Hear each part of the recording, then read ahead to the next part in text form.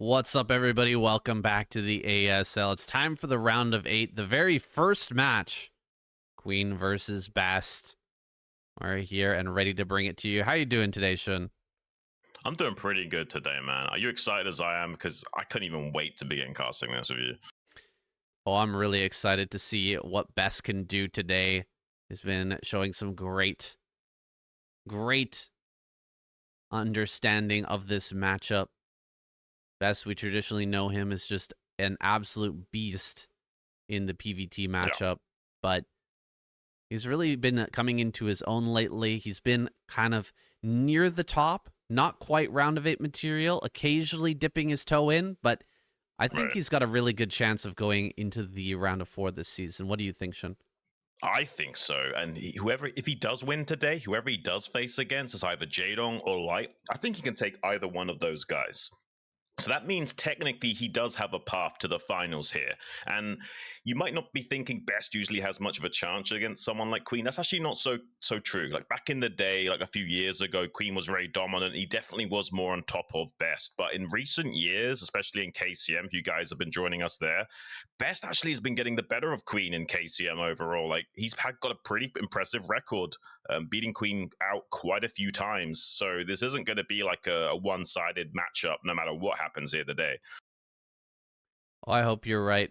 KCM, not a great indicator of how these guys are performing in a best of 7 series. It's such a different format. You have to prepare so many more games. But yeah, he has been cleaning up matches. He's been clutching it out for the Protoss, getting himself a couple of all kills, taking down some stellar players in that format, in that tournament. But we're really curious to see what he can do here. Queen has also been coming back into his zone. Like you said, he went through a bit of a slump, had a couple of down years after, dominating 2 seasons in a row, really fell off, even got eliminated in the qualifiers one season. So, he's not infallible. It's possible to beat him. We're going to go into an interview here between these two players. Guys, thank you so much for being with us today for the live cast or on StarCastTV on YouTube. We've really enjoyed bringing you guys this so far, and we're super excited for the round of 8. So many great players, so many great matches, including this one. Oh yeah, understatement of the year, saying like Christmas really has come early today. I'm super pumped for this round of 8. And there's so many players that I'm rooting for that I think have a chance of getting through all the way to the finals. Like Best here, even though I'm a Zerg player, even though I love Queen, I'm actually going to be rooting for Best in this series. I just really want to see this guy go the distance. He's had such a hard time in the round of 8, traditionally speaking. And I think this is one of the best chances he's got of making it through to the finals in a long, long time. You know who else is cheering for Best right now? StRyKeR is hoping that he doesn't have to play as ZVZ in the finals. He's actually done a great job of avoiding ZVZ throughout this tournament so far. Oh, he has. He's been an absolute genius with how he's been strategically avoiding that matchup with the group selection stage, switching out players at the right time, making sure he can avoid that little bit of a soft spot, and anything can happen in the Zerg versus Zerg, even if you are good at it. So he's been wise to avoid that matchup for the time being. We'll have to wait and see if he can avoid it for the rest of the tournament. There is still a possibility of like someone like Jaedong or Queen making it through to that final spot to face off against him, maybe steal that title away from him. Would be kind of crazy to see something like that. But I really do want Best to win here today. It'd be such a treat to see him in that round of 4 semifinals. I said at the beginning of the tournament, Xun, that Hero was the player with the best chance of taking down StRyKeR in the finals, and StRyKeR switched him over with Light, putting Light in his group just to kind of try to eliminate Hero, and it worked out perfectly. He put him in that group of death, got rid of him. His biggest competition, who else can stand against him? Maybe Queen. Maybe if Queen goes through to the end, he could beat him in a ZVZ. I don't think Best could possibly beat StRyKeR 1 versus 1 in a best of 7. I don't know if there's many people on that list. Who can beat him in a best of 7? I mean, there's not many people, honestly. You'd have to really do something special and have so many pros helping you out with so many different creative build orders and adjustments to make your play to be able to get that figured out. StRyKeR's just so solid. He's like a massive defensive impenetrable wall, especially in the early to mid game phase. And he I don't even know what you can do to get rid of someone like SltRyKeR in a best of 7 series. It does seem almost insurmountable, but in a Zerg versus Zerg, that definitely could occur. I don't know. Maybe Best can find a lot of motivation in this recent PvZs. Like if he takes out Queen here today in a very convincing fashion, like a 4-2 or something, maybe that'll give him the kind of motivation going forward. And then Jaedong maybe beats out Light, and then he's got even more practice against Jaedong in that semifinals match, and that might help him prepare for someone like SltRyKeR in the finals potentially, right? Well, SltRyKeR does need to get through Rush. We can't forget about that Terran player. Just beat Hero in a best of 3 in order to get his round of 8 spot. The second best Zerg in the world. Still, it's going to be a tall order to take down SltRyKeR. I'm super curious how this round of 8 is going to play out, guys. Our first match here, Best versus Queen. We're going to have Death Valley. I believe it's map number 4, so sticking it right in the middle of this series, we're going to have that crazy map. Yeah, that was Best choice, by the way. Queen here was the first to pick. He picked Metropolis as the first map. That's a very droppable map, so it does make me wonder, are we going to be seeing something super cheesy coming out in game number 1 with like a slow Zergling drop into the main base or what have you to really kind of like set the tone and tempo of this matchup for him and kind of put the fear of God into Best? That's definitely a possibility. We've seen a lot of players go for some cheesy shenanigans on Metropolis, so him picking that out as map number 1 is definitely going to be interesting to see. Now, who was it who went for slow drop with Hydras into the main base? I actually forget. Killer, was it? Maybe Killer, yeah. I don't remember who his opponent was in that match, but that was a pretty cheeky strategy. Maybe he can pull something out like that. I don't know if Queen needs to do that, though. He's got some confidence, it looks like. He's been improving steadily over this past season. And, you know, he's been here before. He's been here plenty of times, and he's taken home ASL championships. Best has yet to make that happen. He's on that short list of players we think really do deserve an ASL victory. They just need to get the right mix of circumstances and a little bit of luck in order to get there through to the end. Is it Best season? He's giving us his final comments here before we start this game. I mean, it's been a long time coming. This guy was all the way back in World Cyber Games 2006, where he took out 4U and almost took out Midas. Like, this guy's been around for an extremely long time. He's only 35, though, still got some youthful years left remaining to make it happen. I do think he can do it, and with Flash being not here, SltRyKeR maybe not being quite as dominant in his recent tournaments. You know, he's already won 3 in a row. He's probably getting a little bit cocky, a little bit complacent, and not really seeing Best as much of a threat right now. Whereas Best, I think, is probably feeling like, this is my tournament. This is the time that I can take it the distance. I've got a pretty good path to the final spot at the very least here. And I do, if you can see from the map picks, it was Metropolis, Dominator, and Radiant was Queen's picks, whereas Best took Eclipse, then Death Valley, and then Deja Vu. This definitely does make sense in terms of map statistics and who's favored on which map. So these map picks don't really surprise me in the slightest, besides the fact that Queen wants to take Metropolis in game number 1. That makes me think that maybe we're going to be seeing something cheesy here. So we'll have to pay very close attention who is winning which player's map pick. If Queen loses that first game, then he's really going to lose the momentum afterwards. He's going to have to go onto Eclipse, which is Best's map pick. Right. You see here the record between these two, 3-0.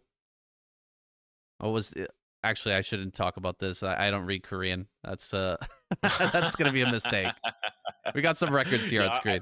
I cannot remember names in terms of the Korean alphabet representing their names. Maybe that's something we can do for next tournament and, like, you know, practice memorizing their names in Korean. That's definitely doable. We could do that.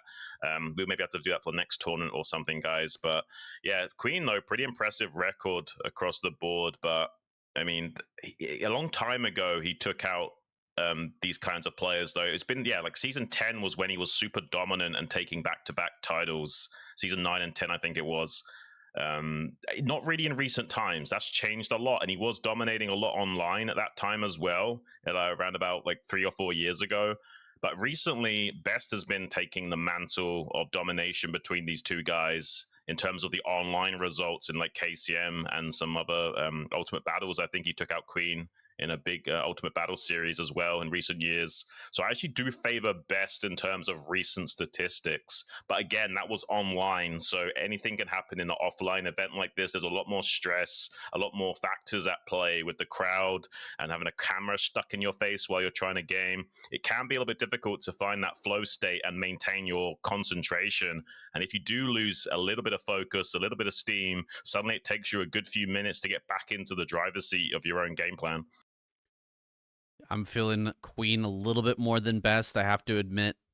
But Best really does have my heart right now. He's been playing so well in the KCM. He's been putting out so many awesome games, and it's a shame that he didn't get a Terran player in the round of 8.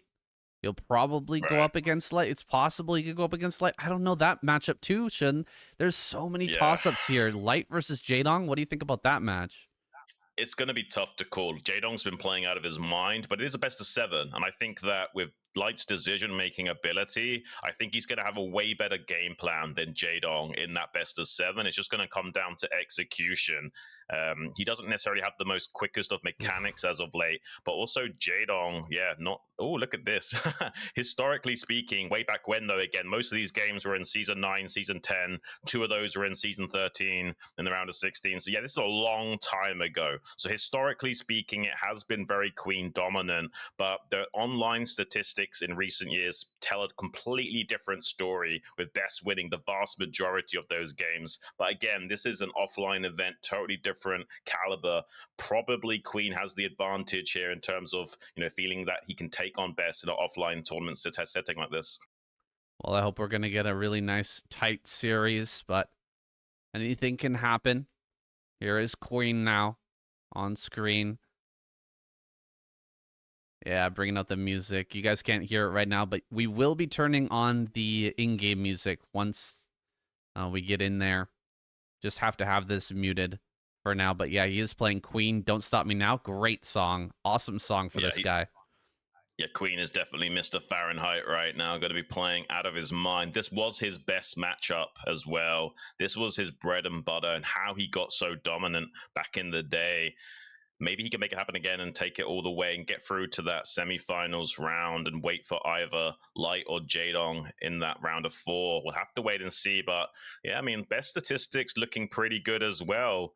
Usually we'd be thinking of this as one of his weaker matchups, but actually he's been improving a lot versus over recent years. And actually his mirror matchup is the thing that's really holding him back. So I actually really like Best chances here, I think that this is probably his most likely chance of getting through to the semifinals and finals that he's had in a long, long time. It's going to be a really tough matchup for him today, but if any time is going to be the time for him to make it through to the finals, it's going to be now, today, right here. Oh, I totally agree, Xun.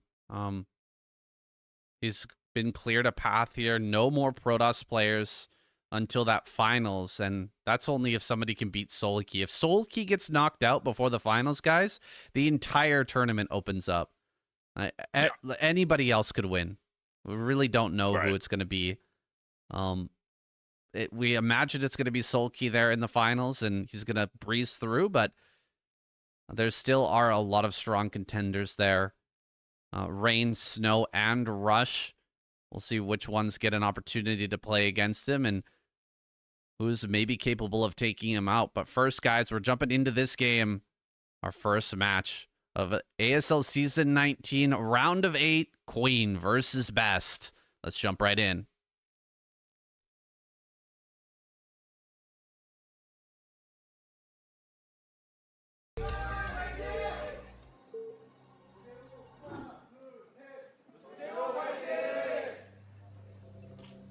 Here we go. Queen, top right. Best, top left. Queen's choice, Metropolis. What will he bring out for this first match? Is he going to be setting the pace here on the map he's chosen? I wonder if we're going to see that cheese like you were saying, Xun, or are we going to get a more macro-focused game? Maybe he's got some macro cheese to bring to us instead. Yeah, we'll have to wait and see. At the very least, I think Queen wants Best to be afraid of the cheese, regardless of whether or not we actually see that transpire.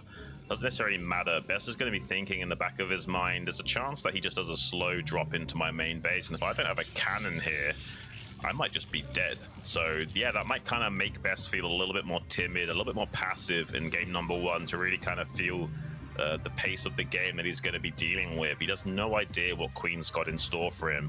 And for Queen to pick this as map number 1 does kind of tell you the story that he wants to either make Best really afraid or actually go for something really super cheesy.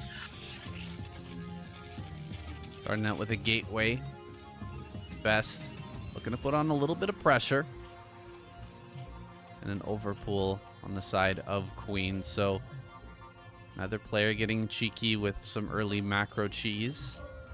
Right. Or going crazy with anything wacky right off the bat. Oh, I take it back. Double gateway.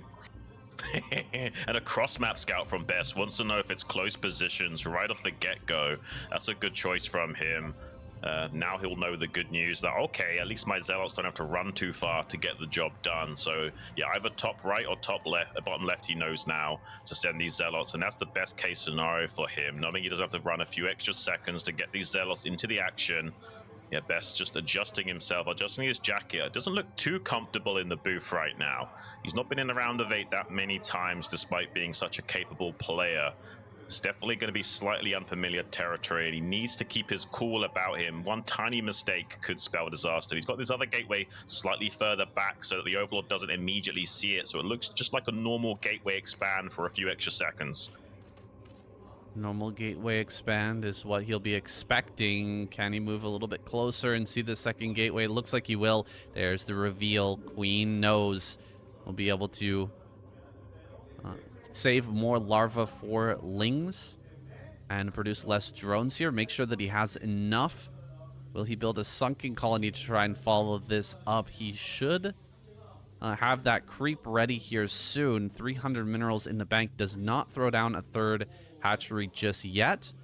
Trying to move around this. 3 probes being brought with the army. This is a really scary force to try and deal with. Yeah, this is how you really commit to this build. 3 Zealot, 3 Probe is the magic number here to get as best possible trades as you can. Getting double hit value on these Zealots, kind of giving an illusion of a +1 upgraded Zealots right off the get-go. Tries to press no creep colony and Pro some damage onto that. Queen's going to feel pressured to engage now.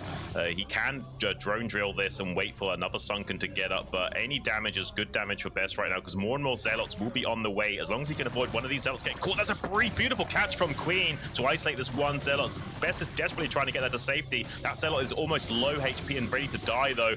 Another 2 Zealots making their way into the natural expansion. There's 5 Zealots here. He wants to get some damage onto this Sunken, but he just can't. The beautiful positioning of Zerglings from Queen here, getting maximum surface area value on those Zealots, and he will be cleaning up and holding this quite handily. Without even targeting down any of these probes, Queen actually clears out all of the Zealots. Now can target down the probes. Just needed to save that Sunken colony, and he does well enough with it. That Zealot going a little bit too far forward there and getting caught by the drones initially started to kind of ruin the momentum for Best, and now he's just going to be sitting back at home trying to get a Nexus up and defending behind this. He can't really overwhelm. Well, he is still producing Zealots, and he hasn't thrown that Nexus down yet. Looks like he'll try for the run by. This is a little bit crazy, Xun, and even going to surround it completely. Queen really getting the better of him right now. I mean, this is really brutal for Best. He kind of wanted to set the pace in this game number 1 and not allow Queen to go for any plan he had ready to do some cheesy shenanigans on this map. He's trying to take the steam away from Queen and set the pace himself, but unfortunately that's kind of backfired a little bit. Now he's going to be struggling playing catch up, and Queen's task switching ability is definitely more than capable enough to deal with this situation. He's going to try and isolate the path of retreat away from these 3 Zealots and keep them stuck in no man's land at this 12 o'clock island. And now Queen can put on some counter pressure if he wants and threaten a run by. Best will be desperate to try and get these Zealots back to safety, but he won't be able to for the time being. Yeah, can't get those back home. Queen also can't get a third base just yet. He's tracking down these Zealots, and once he gets a surround on those, Maybe able to get that third base online. However, for the time being, Best hiding behind those mineral patches gonna bait him into taking a bad trade. Third hatchery here in the natural, gonna get back into gas now. Queen, what is he gonna do with this gas? Looks like he's probably gonna get this ling speed going. Will he try to make a Hydra Bust work? That could be a way that Best actually gets back into this. If he tries the Hydra Bust and Best holds it perfectly, then there's a real chance that Best could take this game. But, you know, if he doesn't take any further damage, if Queen really doesn't take damage and he gets into a nice macro game, it's going to be really hard for Best to recover. Oh, absolutely. It's going to be a 2-base Hydra Burst rather than a 3-base, so it's harder to stabilize after the failed attempt. So he might be feeling pretty committed to this. He's actually getting a second gas and hasn't started his lair. I think he just wants to make sure he can afford the upgrades for the range and speed, as well as continuing to pump out some Hydras, and then he might be able to go into a quick lair and follow that up with some other tech play rather than being committed on just a 2-base Hydra Bust. So going to be interesting to see how he decides to navigate this game going forward. He is surrounding the Zerglings at the 12 o'clock, which the Observer would click on that. It's a pretty good surround from Queen onto these Zealots. He will be cleaning those up pretty cost efficiently. Only just one remaining behind the mineral line now. Yeah, 7-minute Stargate for Best right now. Both players really behind the curve of this game with that early investment in both the gateway Zealots and the defense for Queen. He didn't have much mining time going on while drilling those drones, trying to deal with those Zealots. Only had one drone mining in the main base, so both players seriously hampered in their economic prowess right now. A lot of Hydras are being made. He's trying to hide this as best he can. I think he might have spotted just the tail end of that Hydra. That is a possibility. He's going to hide those back behind the sunken colony. Zealots are going to come forward. He sees the sunken colony, immediately going to pull the trigger. Getting in from behind this block is insane. Oh my gosh, he's going to prevent all these Zealots from getting away. And back at home, he's got to be throwing down a bunch of panic cannons without any Zealots there to try and buffer, though. There's a very good chance that Queen can bust this. Right, but he did kind of like get the scout off with those Zealots though, so at least he will be able to respond and make these cannons just barely in time, and he can start to pull probes to deal with that. Only 2 cannons will be finished by the time these Hydras arrive though, so he may feel necessary to pull his probes to deal with this. If Queen pulls the trigger right here, right now, he can just bust Best. So Best needs to keep these Zealots at the front to screen and body block, as well as be ready to probe drill at a moment's notice. But I don't think he doesn't have a probe out on the map, so we can't actually probe drill right now. It's a big mistake from Best to not have anything out on the map to get his probes out there quickly enough to block these Hydras.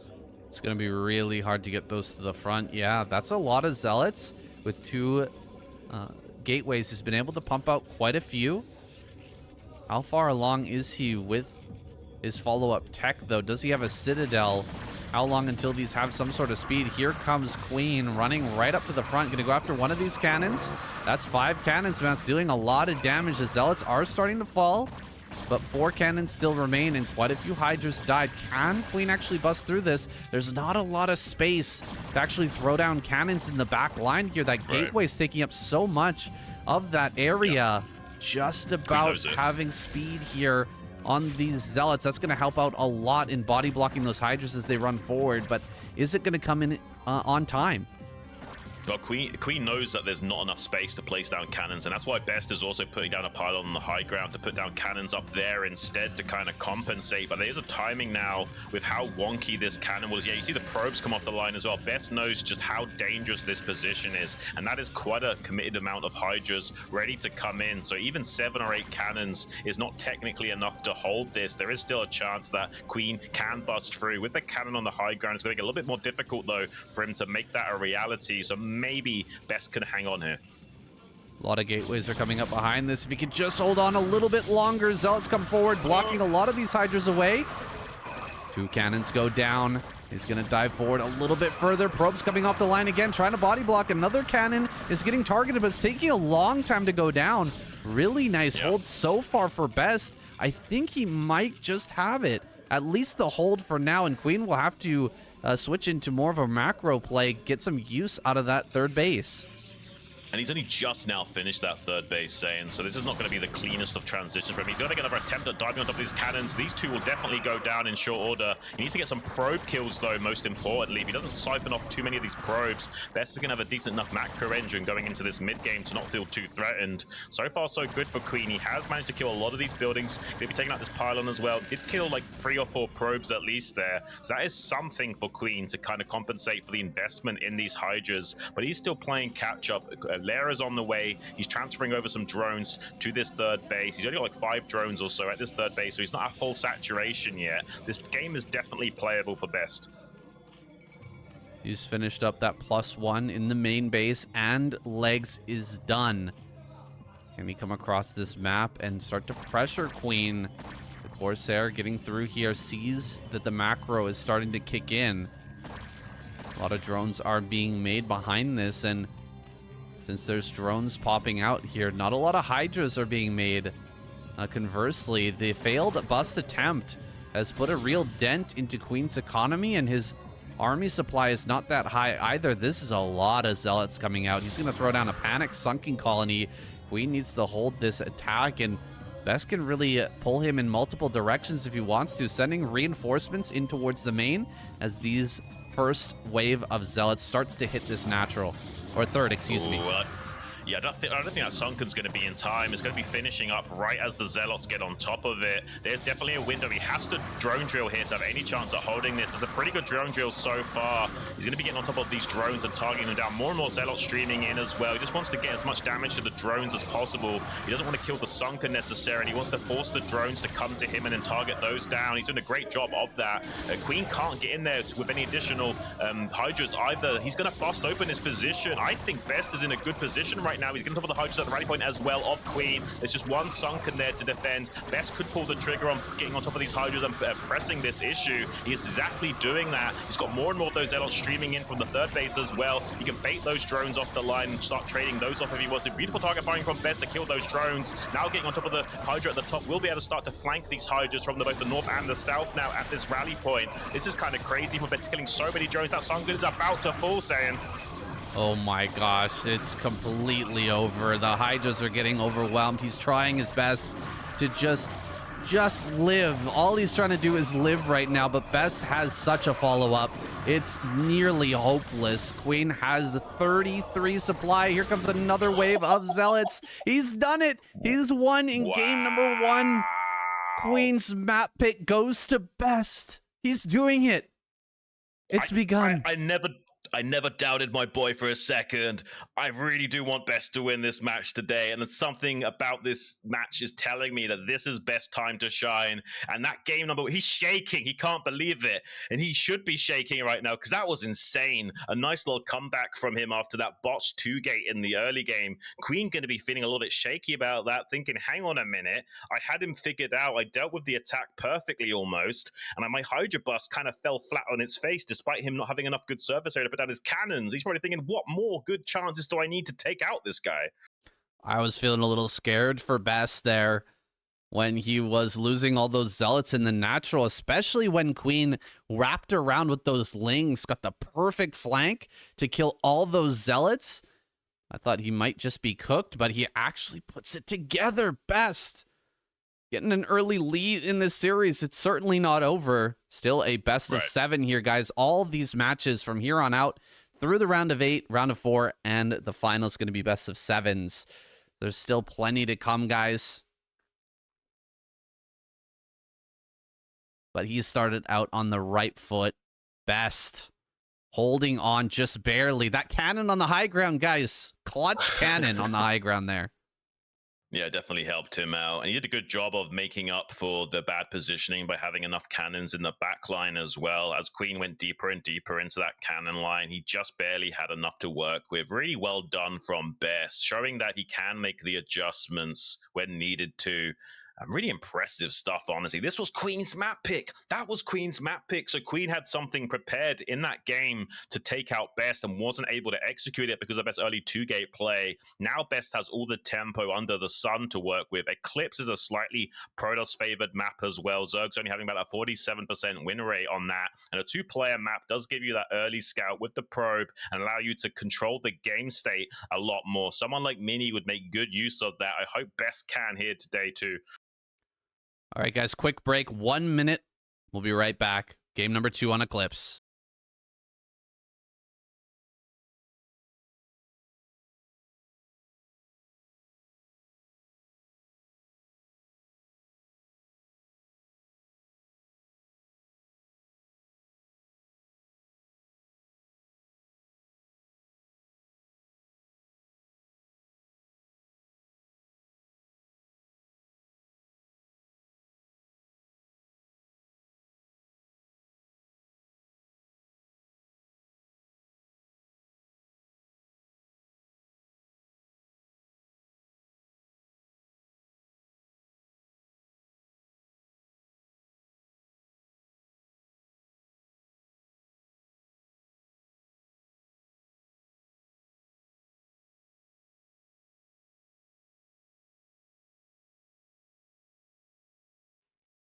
All right, guys, I hope you had enough time to run to the bathroom or quickly grab a beer or something, or the popcorn. You're going to need it because this is going to be some really intense Protoss versus Zerg action. Absolute fireworks in order for us today. I'm super stoked for this match. And my boy Best is already doing super good, taking out Queen on Queen's map choice, nonetheless, in game number 1 on Metropolis. But we've got Eclipse now coming up. This is going to be an epic ride.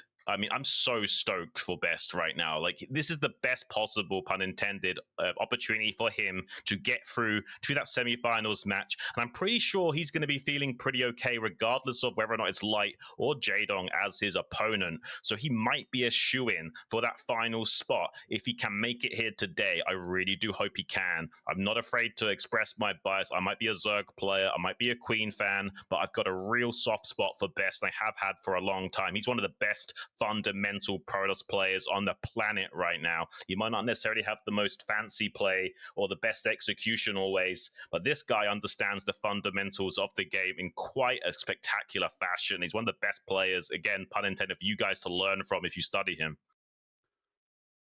Looks like a real underdog here as well. You can see the online poll there. Over 70% of you, or 70% of players on Soup thought that Queen was going to win this series. I wonder how their predictions have changed after this first match. That 2-gate play didn't really win him the game, but he still managed to hold out and turn that into a win at the end. I'm very curious what you think, Xun. What do you think he's going to pull out here in the second game? Because I had no idea he was going to go for 2-gate there, first game number 1. Well, I think the 2-gate was just to disrupt whatever game plan Queen had prepared for him. I think in this game, it might just be a gateway expand or a cannon rush, something like that. Nothing too crazy. Could be that like 12 forge, though, cannon rush. Definitely a possibility here. Something to throw off Queen. Queen, though, is no slouch. He's going to dot his I's, cross his T's, and probably have a drone ready behind the mineral line if he does want to go for something like 11 hatch. And I doubt he will. He knows with the 2-player map, and after seeing that 2-gate, he's probably feeling like a 9-pool, 6-sling, or an overpool is going to be the choice. Okay, guys, we're going to be jumping right into those. ASL round of 8, Best versus Queen, map number 2 on Eclipse. Let's get it on.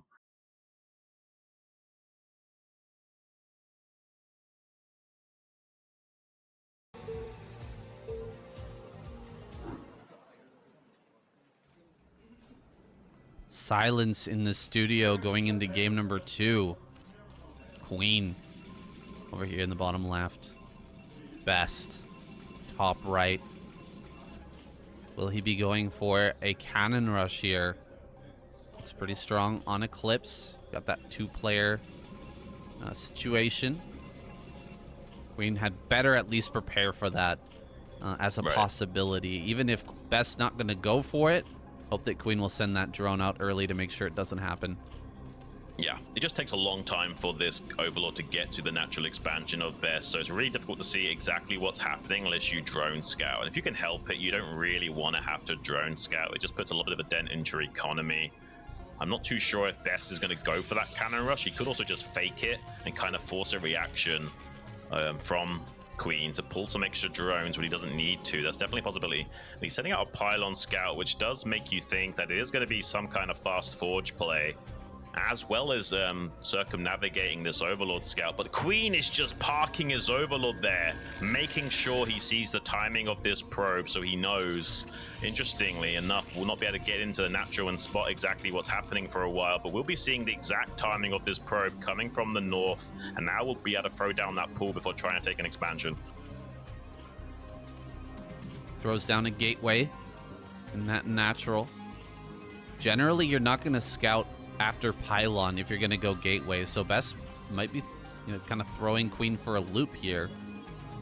He's definitely going to have that drone chase him. He might even throw down a pylon behind the mineral patches just to get under Queen's skin.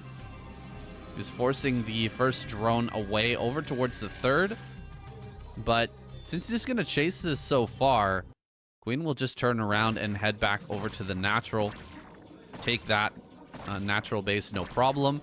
Oh, he's got this probe. He's got this drone trapped. Can he actually finish it off, though? Seems like Queen can just play ring around the rosy.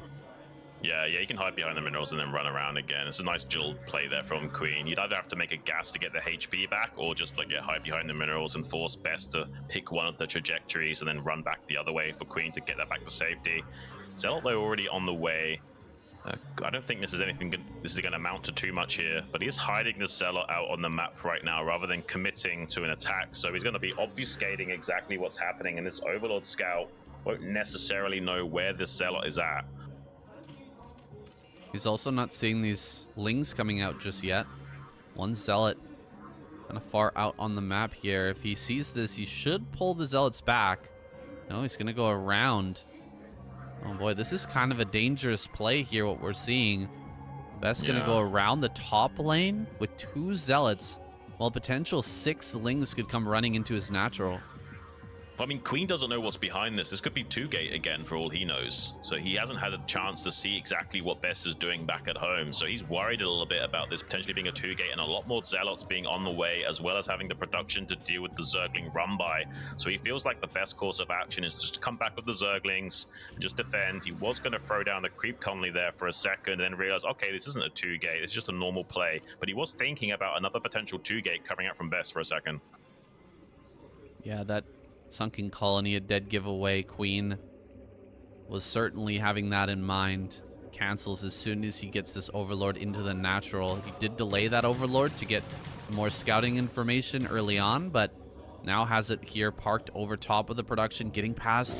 Oh no, these Lings are going to get the full wraparound. Great surround here. This is a big moment for Queen. He's actually going to kill both of these Zealots, and the probes cannot block this. 2 Zealots making their way into the main at the same time. He's going to have to fight with the probes. Cannot be losing that pylon right now. Queen just going to pull the workers and try to focus down this gateway. If he kills the gateway... Oh, another Zealot pops out. This is pretty big. If that Zealot can survive... A lot of these probes are getting some hits in here, but the big surround comes through. Oh boy, this is getting really rough. Back at home, though... Yeah, these 2 Zealots are having a hard time getting anything done. More Lings pop out. This is looking worse and worse. That cannon's gonna go down, Xun. Oh, dude, I think this is just about it. Yeah, I think Best has taken too much damage in this game. He hasn't got enough compensation in the main base with those 2 Zealots. They're going to fall in short order. He did deny some mining time as well as a few drone kills, but it's not going to be enough. He lost some probes himself. He's not stabilized back at home yet. Has got 2 bases to mine out, but there's definitely a better saturation opportunity for Queen to take advantage of. And with this many Zerglings coming out on the map, Best might even just die to these. 1 cannon is on the way, but I don't know, man. He's got to plug up both holes, and still there's a chance that Queen could try and focus down this gateway and try and punish this. With this many Zerglings, that cannon can't chew through those Zerglings fast enough. He might just target the gateway right here, right now. Gonna try and get past. 1 Ling in the wall. Can he get the Zealot in there? That's so many Lings. Oh, the Zealot's trapped in the corner. That Zealot gonna get completely surrounded. He is going to have to come around with the second Zealot, and these Lings are going to slip by, but actually this is a lot of damage. Great blocking. Holy. Yeah. Best kills almost every Ling there. That went a lot better than I thought, saying that's pretty okay. I mean, he's still not out of the woods yet. This is still a pretty queen-sided game, but he's got a Zealot to chase these Lings around. If he doesn't lose any more probes to these Zerglings, that's going to be great. Oh, he does lose one more probe there. That's a huge pick-off from Queen. Supplies being even, and Queen actually racing ahead of Supply right now, having 3 hatcheries worth of production. Yeah, Best is not looking super pretty in this game right now by any stretch of the imagination. The task switching ability of Queen will also force a little bit of lost mining time. The Zealot just can't keep up with these 2 Zerglings that are being controlled well. He's going to be trying to move out onto the map with one of his other Zealots to see if he can put some pressure on for some more Zergling production out of Queen, as well as do some scouting to identify, is this going to be a Hydra Den follow-up? And it is going to be that, 973. Yeah, just keep the pressure on. No reason not to double Zealot here at the front. Queen doesn't quite have 973 just yet, unless actually we haven't gotten a shot of the third base for a bit. He does. Might have 3 drones over there.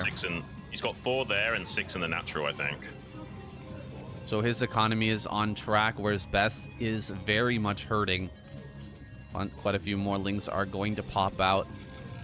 And so Queen gonna hang on easily against these Zealots, start to really put on the pressure. Okay, these Zealots actually slip by. It's a bit of a mistake from Queen. And he might lose a drone here. If he gets a couple of drone kills, this could completely change things. 1 goes down. Oh, not getting a second one, though. In the main base, gonna try to do some damage. Forcing things off the line. He sees the Hydras pop out, so he knows exactly what he needs to do. A second drone goes down. No way. 2 drone kills on the 973. That's pretty brutal. Yeah, and this isn't a full 973. He did make quite a few drones at that third base. He had 4 there, but then he added on quite a few more. So this is definitely a less committed 973, which is actually really good for Queen, because Best will still have to respect it and go straight up to 3 cannons and more behind that, whereas Queen will have a slightly better saturation than usually to keep throwing down additional macro hatcheries and transition and not feel so pressured to get some damage done with this. And the damage has already kind of been done with those early game shenanigans. Best did compensate a little bit with a few additional drone kills, but now he's going to be feeling the pressure. He's going to have to throw down more and more cannons to deal with this 973. I hope he's not going to just call the bluff and only make 3 cannons here. He needs to make at least 4 or 5. Well, I think there's actually more drones over there at the third base now. I think there's more like 7, 8. Yeah, he went right up to 7 right away. Yeah, he had 4 with 6 in the natural, and then he added on more and more drones to full saturation in the third. So not super committed to this at all. He gets the gateway. He can't get the forge without killing at least 2 of those cannons. And so he's not even going to try it here. Citadel on the way for Best. He's had to pull a lot of probes here. Going to pull the trigger on this attack. That's a lot of cannons. I think he can pull the probes back to the mineral line now just with these Zealots to block. He should be able to hold, but the macro situation is looking a little Queen favored, man. That's quite a few hatcheries coming up, and the drone saturation is looking great. I think he might be attempting a pre-storm timing. He's going to go pull the trigger on this early anyway. Would have been more interesting to see if him just bank up more and more Hydras and go for like a pre-storm timing with this bust instead. I actually think it's a little bit favorited towards Best for him to try busting now, because he's getting more value out of these cannons. But if Queen waits a little bit longer and macros up a much stronger count of Hydras, the Storm will not be ready to prevent that. Whereas now that he's lost a few of these Hydras already, he won't have a timing to break through before that Storm upgrade. And Best knows it. He's got full scouting information with that Corsair. Queen's going to feel pressured to transition instead and take a 4th base. That layer finally coming up. This has been quite a wacky game, guys. Both players are thrown off on their timings completely. Neither player's exactly sure what they need, and that generally favors the Zerg player because you just don't know how many cannons to build here as Best. You have to keep an eye on everything. You have to keep an eye on how many Hydras are popping out, and Queen could just make a huge round of Hydras and try to break this right before Storm. It's a complete possibility.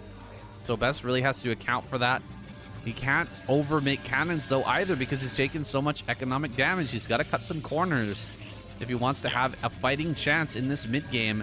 It's such a difficult situation. Best is walking that tightrope pretty effectively so far, but things can fall apart really quick. He sees that fourth base come down for Queen, so he's feeling pretty okay about his position. There is still technically a chance that Queen could pull a pre-storm timing, though. He also has the option to just, soft contain, wait for the Templars to come out, and then micro back and storm dodge all the way back to his defensive line. Either way, Queen's going to be feeling pretty happy about that game state. Best is doing the right decision of not making too many cannons, but Queen now could go for a pre-storm timing and threaten a punish. Best knows there's a little bit of window of weakness where he doesn't have any Templars or Storm to deal with this. And he's only got like 6 or so cannons as well as these Zealots to hold the line. So there is technically a way that Queen could bust that down if he so choose. Right now, Queen's just threatening that idea and hasn't yet pulled the trigger on that. He's trying to force a potential additional cannon or two out of Best, but Best hasn't flinched. He hasn't made any additional cannons, and he's just been powering up his gateways and Zealots, which is exactly what he should do in this situation after that initial failed bust. He's managed to maintain that forge as well, so his upgrades are going to be pretty well timed. That's a lot of Hydration. I don't know if this is the right idea, pushing out with a bunch of Zealots, but I mean, he's not going to trade very well with these. Hydras are going to push everything back. He does manage to slip out on the map with a few Zealots, and so can start to create a bit of ambiguity on the map, make Queen react to that. He loses that Corsair. That's frustrating. Well, the idea there was to, keep the Zealots tanking the Hydras while the Corsair clears up the Overlord so the DT can do the rest of the work. But unfortunately, didn't manage to get that Overlord down. So now he's trying to force a run by and pin the Hydras back by maintaining an active threat of Zealots out on the map. But this is not sufficient enough. Queen doesn't feel threatened at all. He's going to respond to this and cut off the path of retreat of those Zealots and try and clear them up. Now Mutalisks are on the way as well. Queen is feeling really fantastic about his game state currently, and Best is struggling to find any kind of counterplay. He's adding on a Robo just in case there happen to be a bunch of lurkers getting made for Queen, but he's switched into this Mutalisk play, and there's just no counter to this. No cannons in the main, natural. Just a few Dragoons starting to pop out now. A DT gonna slide around the top side of the map. Even if he gets in there and kills most of the drones at the fourth base, I still don't really favor Best in this game. There's just been too much has gone wrong for him, and DT, Queen is in too good of a spot. Yeah, that's DT gonna slide right in here. Okay. Getting quite a few drone kills. I don't know if this is gonna completely even out the game, but it's giving him a fighting chance for sure. 7 kills, man. That's a lot of damage.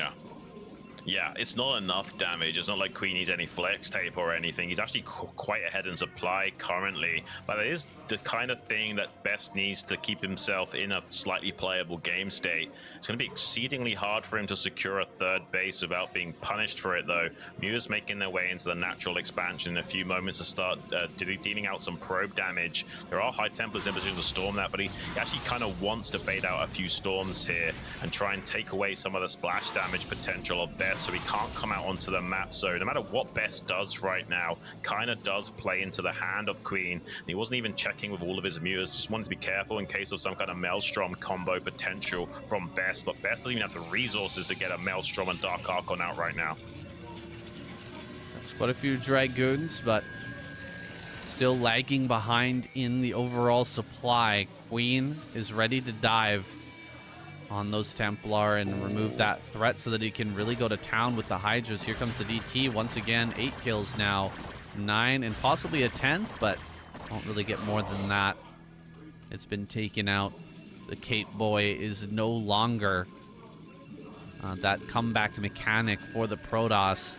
It's come through clutch in some of our games so far in the ASL, but I'm not sure if it's going to be the clutch unit that Best needs this game. Oh my gosh, these mutas are looking for the Templar. I think he might be able to find them here. This is going to be so rough for Best. He has to move out now. His main is almost mined out.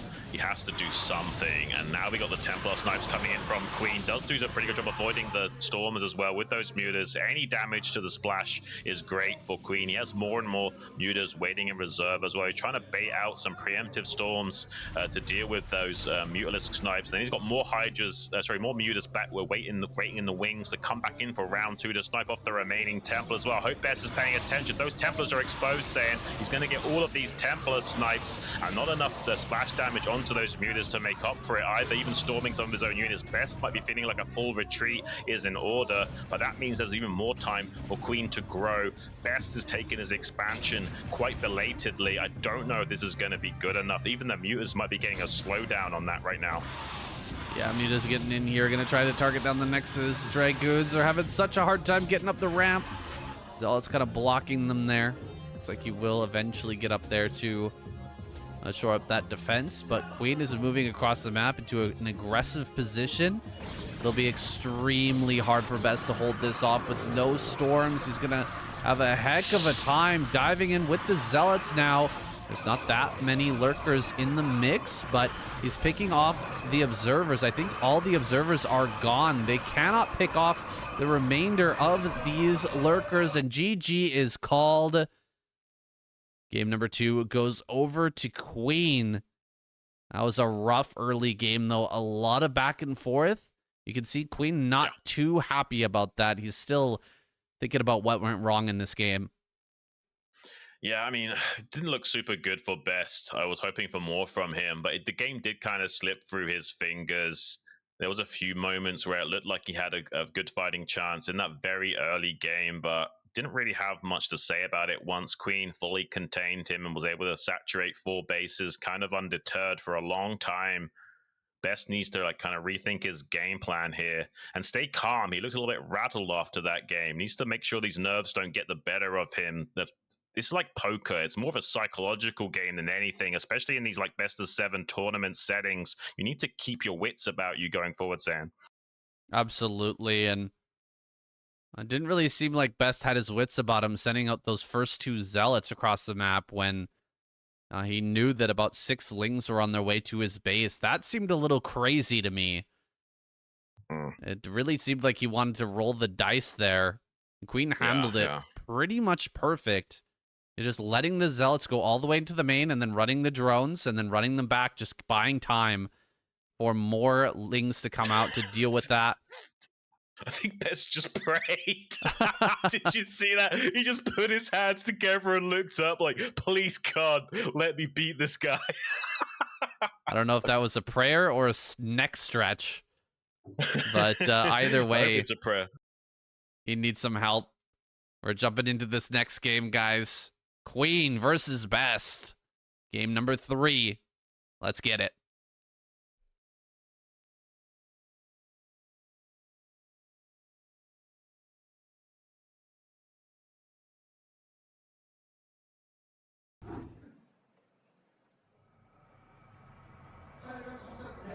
Here he is, Queen. Spawning up top left. Best down at bottom left on Dominator. Our next map in this series. Totally evened out. It's a best of 5 from here on in.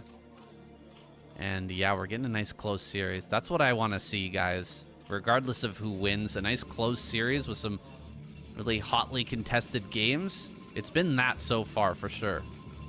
Yeah. This is kind of insane. Okay, so this is back to being a Queen-picked map. He's picking all the odd maps and Best until the final map is picking all the even maps, like 2, 4, and 6. And we got 1, 3, and 5 being picked here for Queen. So Dominator going to be map number 3 here. Both players all tied up.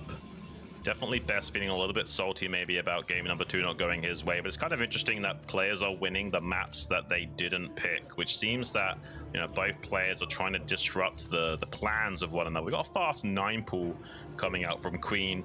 Hopefully this isn't going to be a gateway first, because it is going to be a gateway first. So Queen kind of getting the slightly better of the stick in terms of build order choice thus far. He's just going to gas trick out an additional drone to optimize production here. You won't be going for a 9 pull speed. It's just not really a common build order anymore, especially in this matchup.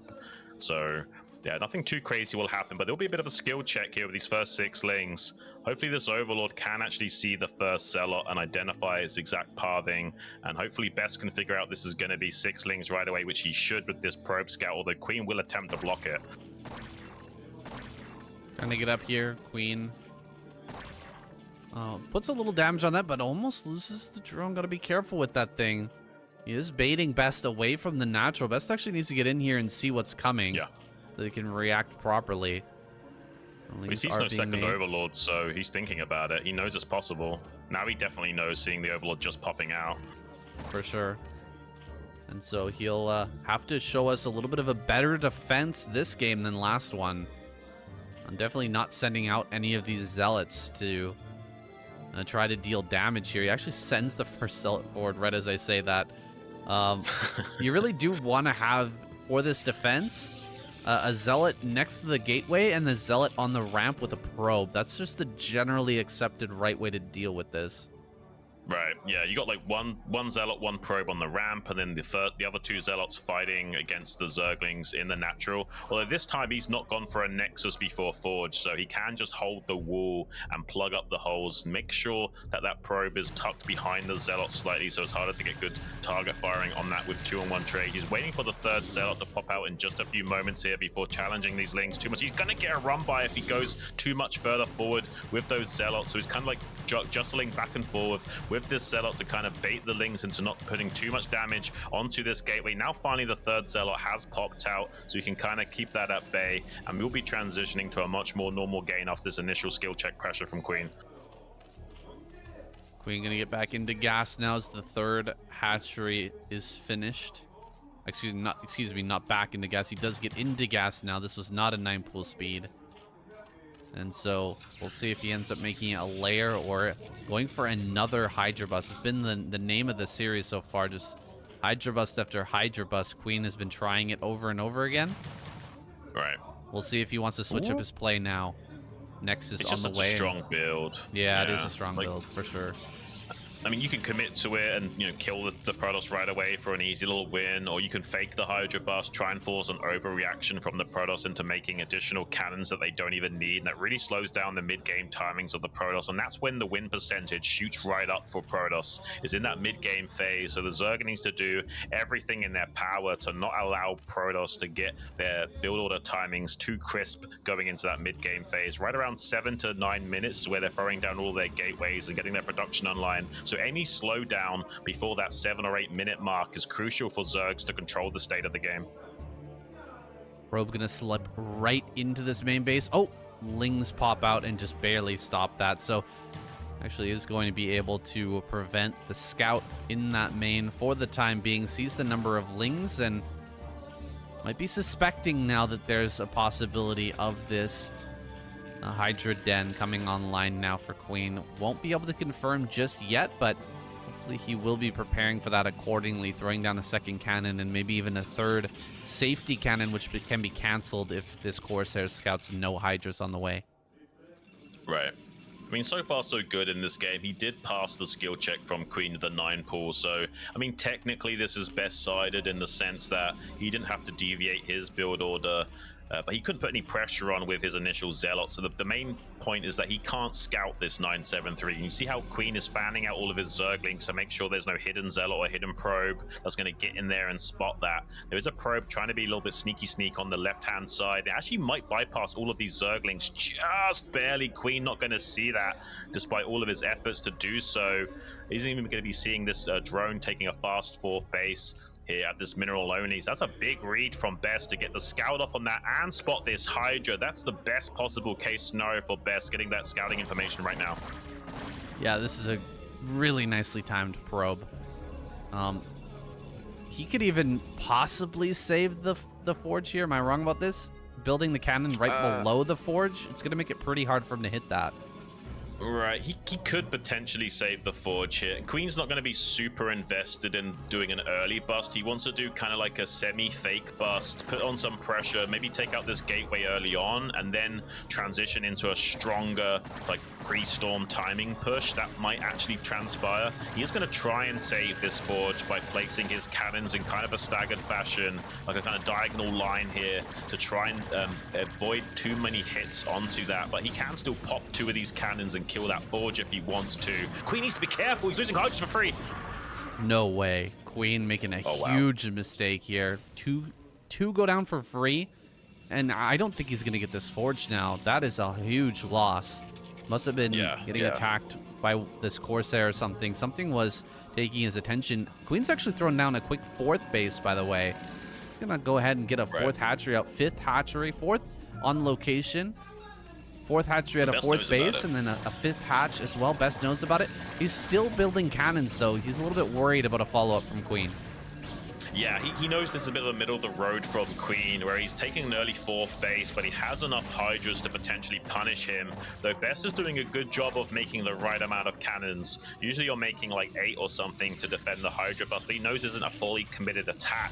That's why you only see like 6 or so cannons right now. And he's actually going to be cancelling those additional cannons once the Corsair has identified there's not too many more hydras coming out from these other bases, and he sees the 5th macro hatchery come down. He's going to be feeling pretty safe about this and just holding the line with his zealots and making a kind of afterthought cannon to be safe here, optimizing his own, but he's getting a super fast robo to make sure there's no fast contain coming from Queen as well. He's going to have observers exceedingly early, but as you can see, Queen will eventually get the kill on this Forge, but not before him getting that upgrade finished. Is this robo for Reaver? I mean, the layer is really late. Can't be, right? I don't think he's expecting Queen to go 4 base into DT drop or something. Okay, +1 did finish. Yeah, maybe DT drop. That's a possibility. Maybe he wants to drop some zealots into the main or something like that while he's attacking out here. That's a lot of hydras to potentially storm bust him. Yeah, that's a lot, man. This is a ton of zealots. I don't think speed is just done yet, but it's going to be coming online here any moment. This is the timing right before that 9-minute mark. Will Queen take it and try to bust through? He might do that. There's not quite enough cannons, but there are a lot of zealots to try and screen that. He's got a Corsair out on the map to probe drill as well. I think he'll be okay as long as he probe drills at the correct time. But yeah, 6 cannons is very bustable. Storm will be finished in just a moment. Yeah, it's going to be a DT drop like I thought, saying. Ooh, the DT drop is pretty sick. Queen not going to have a very fast Overlord speed, man. See, there's that layer finishing up now. He's going to go ahead and drop into that main base and could get insane damage. This could be absolutely ridiculous. And behind this Best, he's got a lot of zealots and he's got these Templar. He's probably going to push out and start to throw down storms right as these DTs go in, by the way. Oh, he's just barely missing this. No way. That Ling... It's so close. Oh, now he moves it to the left.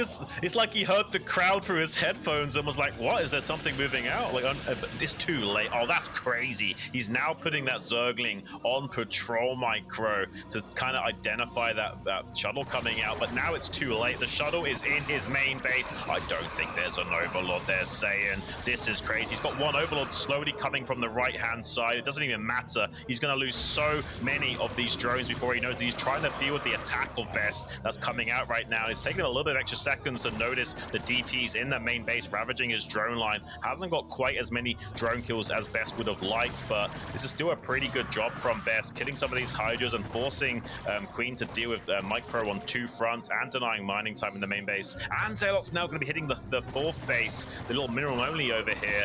So far, so good for Best. He's put a lot of damage onto Queen's economy, but the DTs didn't get enough done, I would say. Yeah, you know what? Best kind of whiffed it here a little bit. You know, he moved out and threw down a couple of storms before the DTs were in, and then he didn't really have many storms. Oh my gosh, he's getting so many kills over here as well. Ton of kills over in the natural. Ooh, so many kills over there. Dude, he's making it a game, but he could have done so much more if he would have pushed out, kept those storms for the actual engagement, and, you know, just sent the DTs in, not even paid attention to them, and just focused on that fight, because he could have forced Queen to spend a lot more attention on that fight and got a lot more damage in the main. Yeah, I mean, these are some nice ideas from Best. I really do like the strategic planning from him, but the execution wasn't there. Overall, he hasn't put enough dent into the economic machine of Queen. His infrastructure looks like it's firing in all cylinders right now. He has so many drones that just lose. Oh, he's not actually gone back to mining. It's been a mistake from Queen. Yeah, he's not mining. I think he misclicked or something and didn't actually get back to mining. He now notices and will be sending those drones back. It's still not going to be enough for Best, though. He hasn't really got a great game state to work with. You've got 4 base Zerg versus only 2 base Protoss. He's not going to be feeling super comfortable right now because he needs to kind of punish Queen in some way, shape, or form, and probably doesn't really see an easy road in doing so. A lot of mutas moving across, and I don't see any sort of Dark Archon or even a regular Archon. Just a couple of Corsairs, and it looks like he's going to produce a few more of those. Queen going to come in now, 7 mutas. We're going to see a repeat that previous game, just losing every single Templar to these Mutalisks and getting the teeth taken out of the Basilisk of the Protoss army. A lot of probes starting to go down here in the natural, finally bringing those Corsairs up to play, but has to be very careful with that as well. The Scourge are going to be sent in, immediately snipes that. Oh, this is getting going from bad to worse here. Xun Best is having a really hard time defending his probes right now. And he's not making a Dark Archon like you identified. I mean, this is a problem for sure. Like, he's going to have so many mutas to deal with, and all of his Templars are going to get sniped again. I don't know, man. This Best's win rate is going to be like taking a bit of a plummet right now. He needs to make something happen extremely soon, and to somehow protect these Templars out on the map is going to be exceedingly difficult for him to do that about a high count of Corsairs to screen those mutas as well. He has got some Dragoons to escort his Tide Templars, which is something, but, you know, Dragoons aren't that good against Mutalisks. I mean, Mutas are technically small units. Oh, he's catching the shuttle as well. He's going to have to quickly unload the Zealots from that, but it's not going to be good enough if he can't get some kind of 1-2 punch combo going in the main base of Queen while moving out onto the map with his army. The Mutalisks are circumnavigating the Dragoons and trying to find those High Templars. So far, so good for Best. He has been able to successfully protect those, but now they're going to be diving for them. They're definitely going to be getting a lot of such good preemptive storms though from Best. The Muta's down onto less than half HP. Finally, we see some storms finding connections onto those Hydras. Pretty good storms from Best, it has to be said, but all of those High Templars are now down zone. Ooh, the High Templars are gone.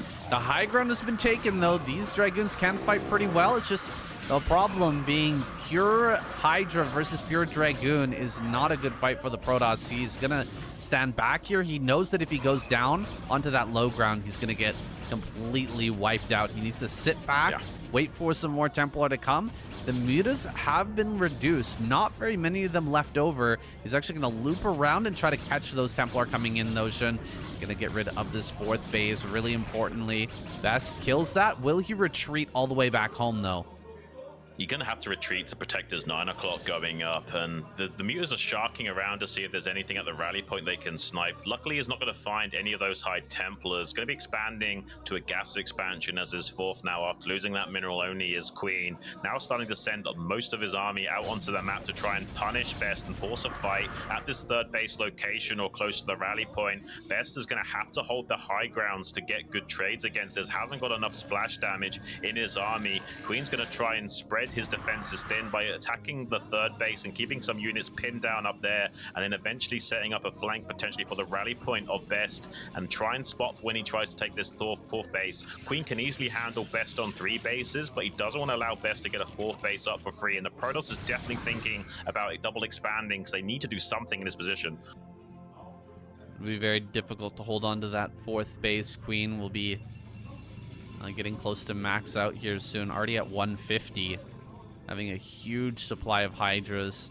Hasn't really made any Lurkers just yet. And he's going to get that 4th base online over at top right. Going after some of these probes. Going to get this cannon here in the main.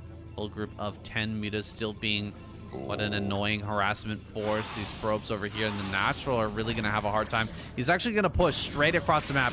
Best sees an opportunity here as the Mutalisks fly in. Oh, a lot of Overlords are going to die. Wait, what are all these Overlords doing here, Xun? What is that? Yeah. 7, 8 Overlords just died?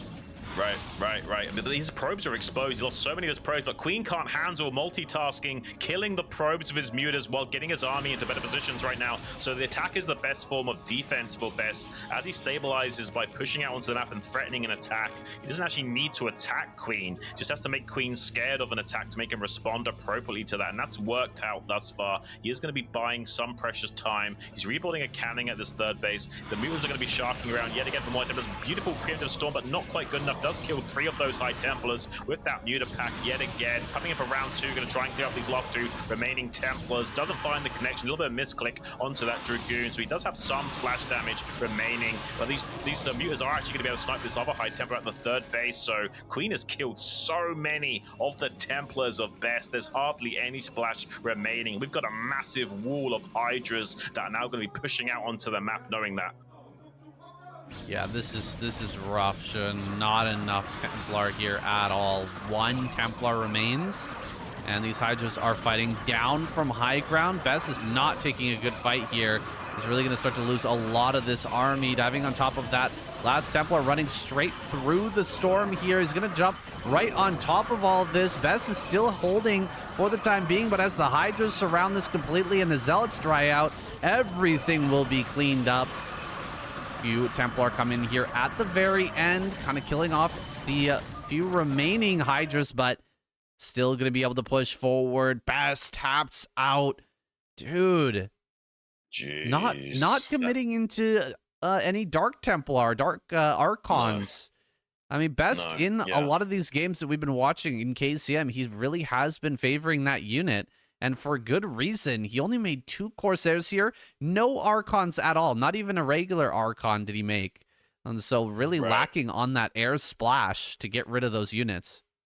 It seems like he's trying to adjust his game plan and get some damage with like the DT drop instead of going for those Dark Archons, but he's not finding enough compensation for going for those lines of play to justify not getting the Dark Archon. The game plan definitely didn't go according to plan for Best there in terms of how much damage he should have done with that Dark Templar drop and the little Zealot run-bys he was doing. Even took him a long time to snipe that 4th base finally and get into some kind of favorable position. Really unfortunate that Best is a little bit choking right now. Queen never cry. I don't think he needs to worry about crying today. It looks like he's a shoo-in for taking out this series if he can keep playing like this. Best needs to stay calm and collected going forward. There's going to be Death Valley coming up next, I believe. That's going to be insane. I have no idea what these guys have got prepared for that map. I can't wait to see what happens on Death Valley, Xun. It's going to be a lot of fun. No matter how it goes. Queen ahead in this series as we go into the sponsor. Again, the Pro Hot 6 drink. This protein energy drink. Again, I'm still wondering what exactly type of protein is used in this, man. What kind of weird stuff is thrown in there? I mean, again, I'm pretty sure it's going to be healthier than some of the other energy drink variations you've got out there. So yeah, maybe, helping you replace some of some of the necessary nutrients when you're going to the gym, you're lifting muscles, and you want to help replenish those torn muscle fibers and keep bulking up. Maybe this is a healthier option than something like Red Bull. But I don't know what's actually in this drink. I can't really speak towards that, but definitely interesting. I wonder how it tastes with that much protein in it. It'd be kind of an interesting flavor, I imagine. Well, guys, as we're getting into a little break here, we're going to take a moment, step back. We'll be right back with game number 4, guys. That Death Valley game should be a lot of fun. Don't go away. Yeah. It's coming right up.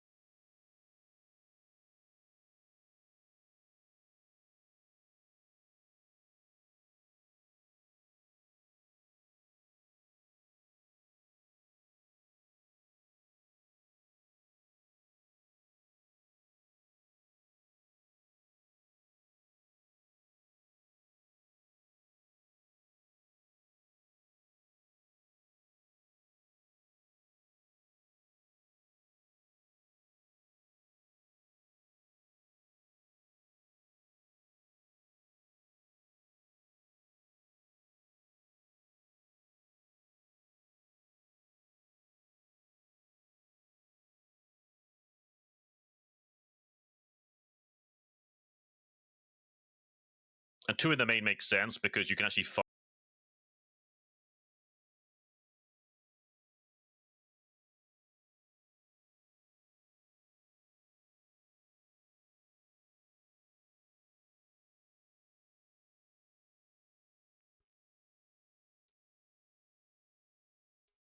What's going on, everybody? We're back. Just a little bit of a mistake there. I unmuted a mic. Shun's mic for a second. I leaked some of the background conversation, guys. We're jumping into this next game. Hey, man. The timer was done. Gotta pay attention. We're going on to Death Valley, guys. It's about to start. Here we go. Map number 4. Queen versus Best. Let's get it started.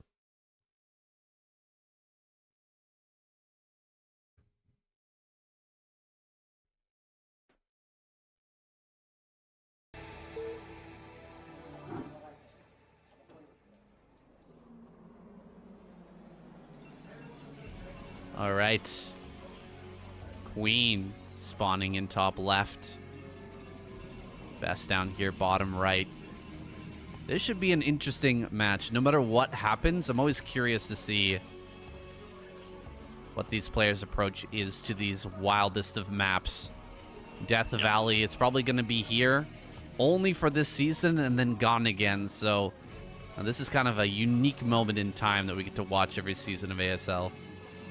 Right. This map is kind of split into 2. There's no way via ground you can make your way from, like, say, the northeast to the southwest without going through one of the main bases. You got these little Troy gates that lead out into here. It's like Best wants to actually expand into this little 1v1 map on the right-hand side, whereas the rest of the map is way more wide open, way more bases to take, kind of like Blitz X or Blitz Y, if you're familiar with that map, except it's even more divided because you can't get, like I say, on ground to the rest of the map. So this portion of the map with these additional 3 expansions is completely isolated. It's quite a strange idea that the map makers are working with, but gotta hand it to them. They've been putting out some amazing maps lately. Those map makers are some of the most unsung heroes of the StarCraft Broodwar community. They get abused as well. You should see how brutal the pros are when they're like balancing the maps. They're literally screaming at the map maker to constantly be making adjustments live on the fly in between games. So the map maker is like scrambling to make little adjustments, and the players are just like, change this. And yeah, eventually they drill out the map and get it as fair as they can for all 3 matchups after the pros have done screaming at them. They've done their work very well, diligently over the years to bring us a lot of great games. Even on some of these crazy maps, we've had some amazing games, so you gotta hand it to them. Queen taking this hatchery over the mineral patches. This is what I'm really wondering about, is what's the right course of action on a map like this where you've got two different locations that you could potentially take. What's the right choice? I don't think there is one, like, seriously. Maybe not. I think it's like a rock, paper, scissory type thing where, you know, one thing might be better against certain types of range of play and vice versa. In this case, though, Queen seems to think that, you know, expanding first to the outside of the map and then into this inside lane, it doesn't really matter. He's going to be getting 3 bases online pretty quickly anyway, so I imagine both of these bases are going to end up being taken no matter what, unless it was some sort of 2-hatch Hydra play or what have you. Might be seeing that 973 come down still. You can eventually kill your own gases here to block this out. Once both of the geysers are killed, you no longer can get units through that gap. If you kill just one of those geysers, you can only fit, you know, smaller and medium-sized units through there. That's right. Zealots will be able to get through, but Dragoons won't. High Templar can get through. Lings can slip through. Hydras can slip through, but Lurkers can't. So there's a bit of a cutoff on the range of tech that you can slip through those. Looks like it's not going to come into play, at least in the early parts of this game. Right. Might want to wall that off later. Like, for example, if you start to lose that base and you've got other bases on the other side of the map, you might just kill those assimilators and keep the enemy out of your main. At least preserve your main so that you can dominate on the other side of the map. We'll see if any of that comes to pass, though. Queen, with his 3 bases coming online, just going to mine from this side. I was a little bit surprised to see him not mine out that wall initially so that he could transfer drones down there, but it seems like he knows what he's doing. He's mapped this out pretty well. Yeah. And so he will get some mining going there and clear out that wall so he can connect his bases. It's kind of funny as well. He took that base first so he could get that mine out going quicker. Sometimes you would think it'd be that way around, where he wants to, you know, take that later because he can't transfer drones there early, but he actually wants to take that first so he can start mining it out more efficiently as soon as possible and get the drone transfers underway. I do kind of agree with his decision making thus far. Just like nothing too crazy on best side of things, but going to be getting a very fast Stargate into Citadel. And off only a singular cannon here. He's not too afraid of anything crazy out of Queen. Looks like it is going to be a bit of a macro build from him, though. He has got a Hydra Den instead of Spire. So this could be a 4-hatch Hydra play. Sneaky moves here from Bess. He went all the way around the outside along that kind of high ground ring up over on the top right corner of the map and managed to slip past the Lings, drawing the Lings forward. Oh, the block there in between the 2 assimilators, not good enough. He actually makes his way into the main. He's going to see the layer. This is pretty annoying here for Queen. He really tried to block this out, and he's been kind of outmaneuvered by Bess so far. And he sees no Spire in the main base, despite there being a lair, so he might be thinking, hang on a minute, there's a bit of a delayed Hydra bust coming my way. It definitely could be. We haven't seen a single additional macro hatchery come down from... Okay, there's the extra macro hatchery, so it's not necessarily going to be a 4-hatch Hydra bust here from Queen. But because he didn't go straight for a Spire here, does kind of make you wonder, is he actually going to be doing something crazy? He could even be doing like a slow or fast overlord drop into the main base with a mass amount of Hydras as well. A drop tech would be interesting on this map. I don't think Bess would expect that. He'd expect a play like that on Metropolis rather than a map like this. So if Queen does go for a fast drop play, that would be kind of interesting. Could it possibly be a fast lurker play? You can you can bring lurkers down to this wall, the mineral wall, and then burrow them on top of each other and unburrow them and then hop over. That is a possibility to get into the main base, but yeah, still no speed on these Hydras. So what is he? Okay, speed just actually finished. Never mind. Yeah. That's a lot of overlords just chilling there. Needs to make sure he's got enough Hydras to deal with the Corsair harassment. Going to be trying to send out some Zerglings, but there's already some Zealots chilling there. DT also out on the map on both sides, coming through the mineral line. Queen did look at that mineral wall just then, but I'm not sure if he noticed the shimmer of that Dark Temple. It would have been very much to the top left of his screen. He might not have noticed that other one. He's definitely sure about potentially a DT coming into this natural where the Troy gates are, but not necessarily this DT. I don't think he saw it, you know. I think technically he could have seen the shimmer in the very top left of his screen, but he didn't notice. Yeah, and he's got a bunch of units over there at that wall now, so he's definitely not expecting this. Oh, yeah, he has no idea. Oh, there we go. He sees it. Pretty good reaction here from Queen. Very quick reaction, actually, is going to save him. Yeah. That's actually a really exceedingly quick reaction. Like any longer, and that would have been like 7 or 8 drone kills at a minimum. They're kind of insane. Does deny some mining time as well as picking up 4 drone kills. Still pretty good for Best, but not the kind of game-ending critical damage he was looking for. And look at Queen. He's actually going to be potentially sunken pushing this expansion area of Best and being as annoying as possible here. If he does do a contain on that axis, Best will feel some pressure in coming out there. He might not even be able to mine out this wall anymore if there's going to be lurkers and hydras shooting the probes as they try and mine that out. And then there'll be sunkens and spores behind that too. Definitely going to be wanting to make some kind of cannon at that wall to kind of give him both detection and a way of keeping those lurkers far enough back that he can start to mine out this wall. This is really weird what we're seeing out of Queen. Building these lurkers right up at the front in this hatchery here, because going up on the high ground, you can just storm down onto the low ground pretty easily. Hit all those drones. If you're actually going to start to mine out of that, this is not for mining. It's got to just be for, like you said, sunken pushing towards this main base. Kind of crazy what we're seeing. That's a lot of overlords coming up. Did he go for drop? Is it possible he's going to start to drop stuff into the main now? I don't think so. I think these are just for scouting, so there's no like DTs that can come and deal with this. But yeah, I mean, he could still go for a follow-up drop in the future. He might be setting up for that. Like, drop tech might be on the way, and he's waiting for it to finish up. But for the time being, I don't think that's going to transpire.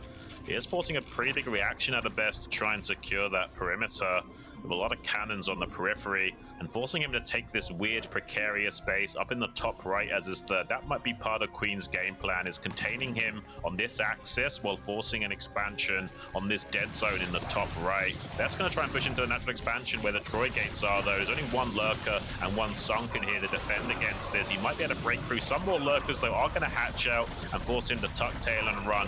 With just primarily zealots here, you can't really do much about that. So luckily, Queen not going to be taking too much damage, at least.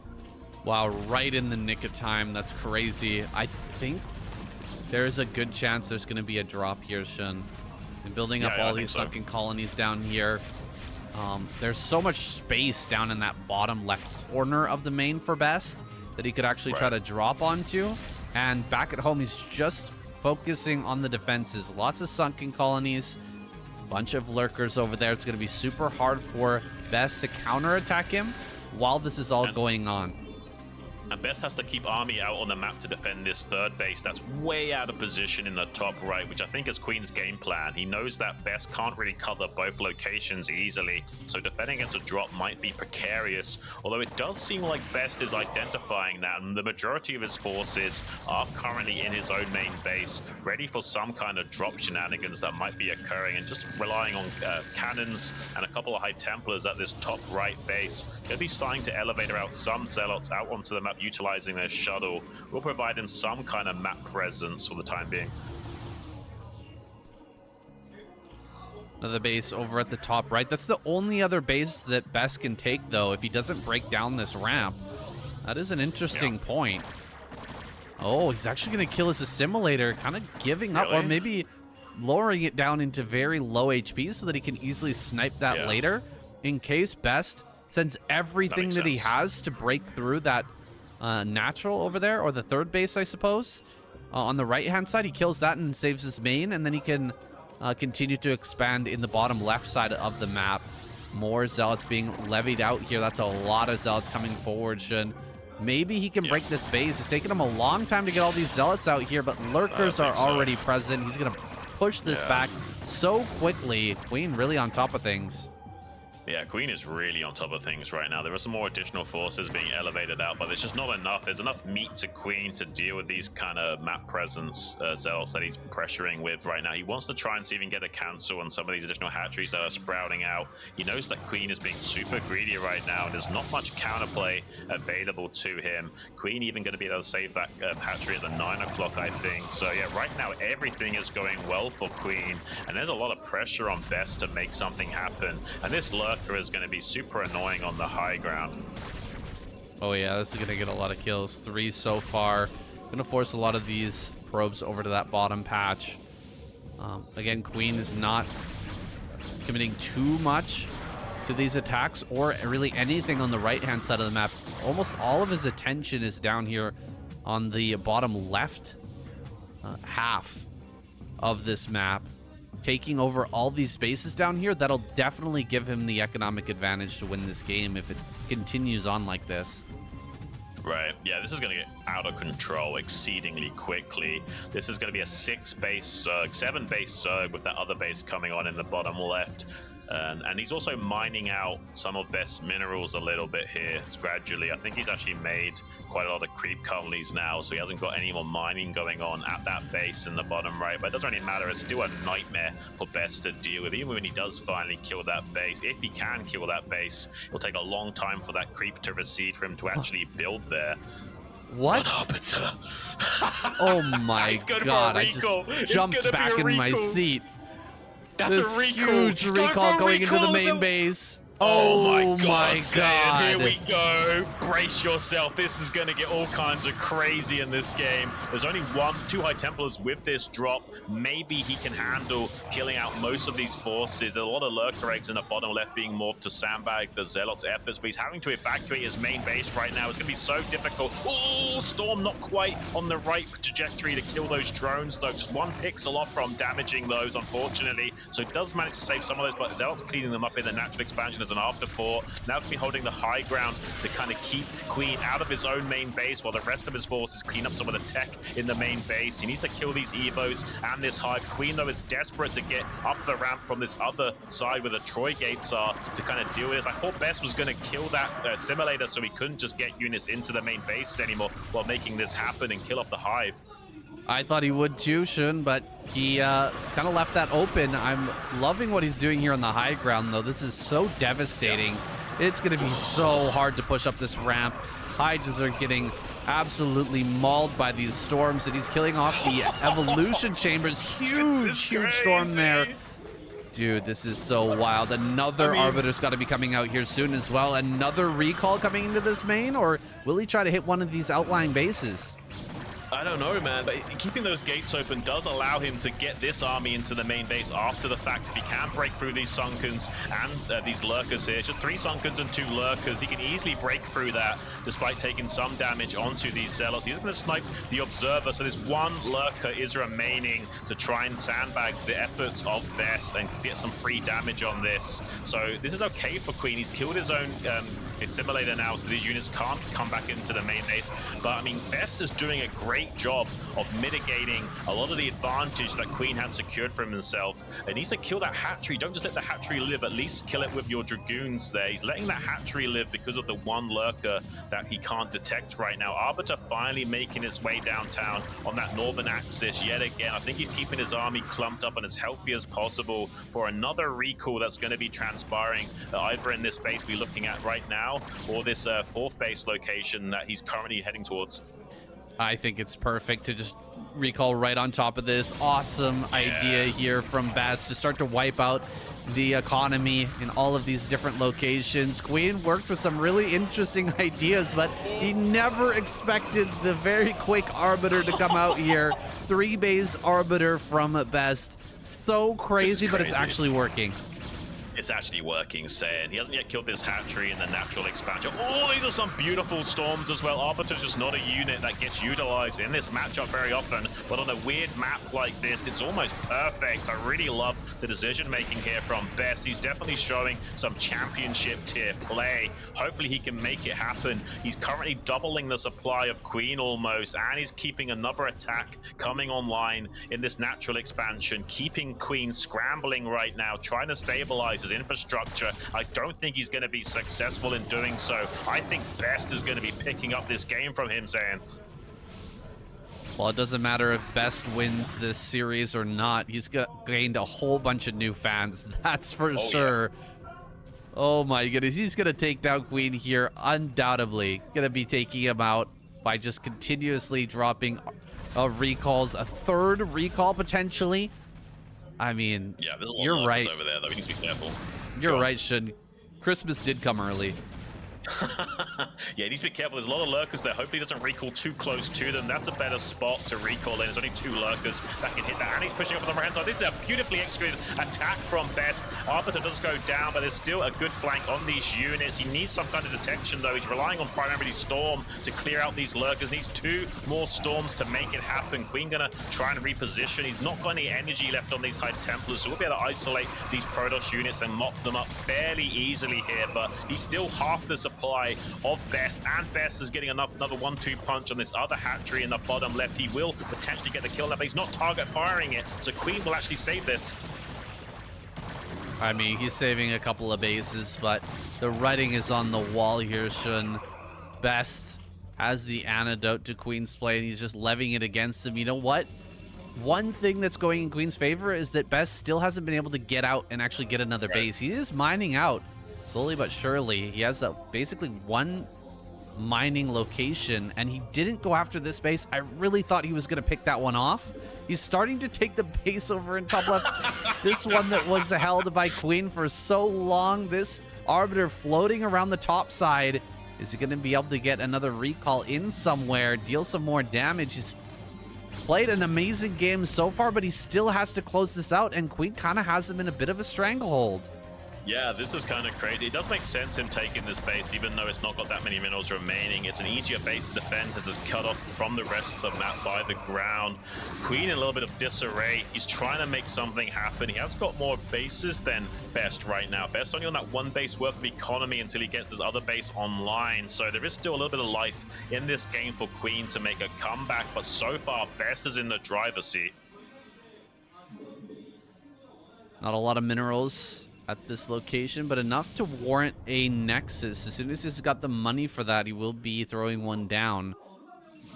Getting that mining going as soon as possible. Wow. He even went for hallucination. Are you kidding me?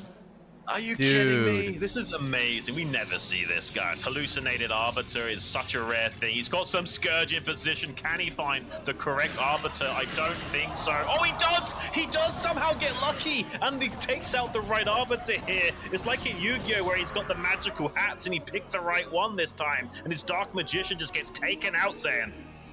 That is ridiculous. He's got a few Zealots over here. Can he actually get anything done with this? No. Immediately responded to by Queen. Dude, just moments ago, Queen was scrambling to save the main base with drones running around everywhere. How has he stabilized this? It's incredible. Yeah, Queen is doing a great job, and he's still got this natural expansion of Best under his domain. Now that's mining as well. The longer this game goes on, the more it will start to slip between Best's fingers. He's made a great effort of putting Queen on the back foot, but he hasn't done a good enough job of closing out the game. So now Queen is stabilizing and finding a lot more lifeblood in this game to keep pumping out on all cylinders, and suddenly Queen is looking much more stronger. Yeah, some mistakes have certainly been made, but he's going to dive right on top of this. Wait, does he have an observer in this force?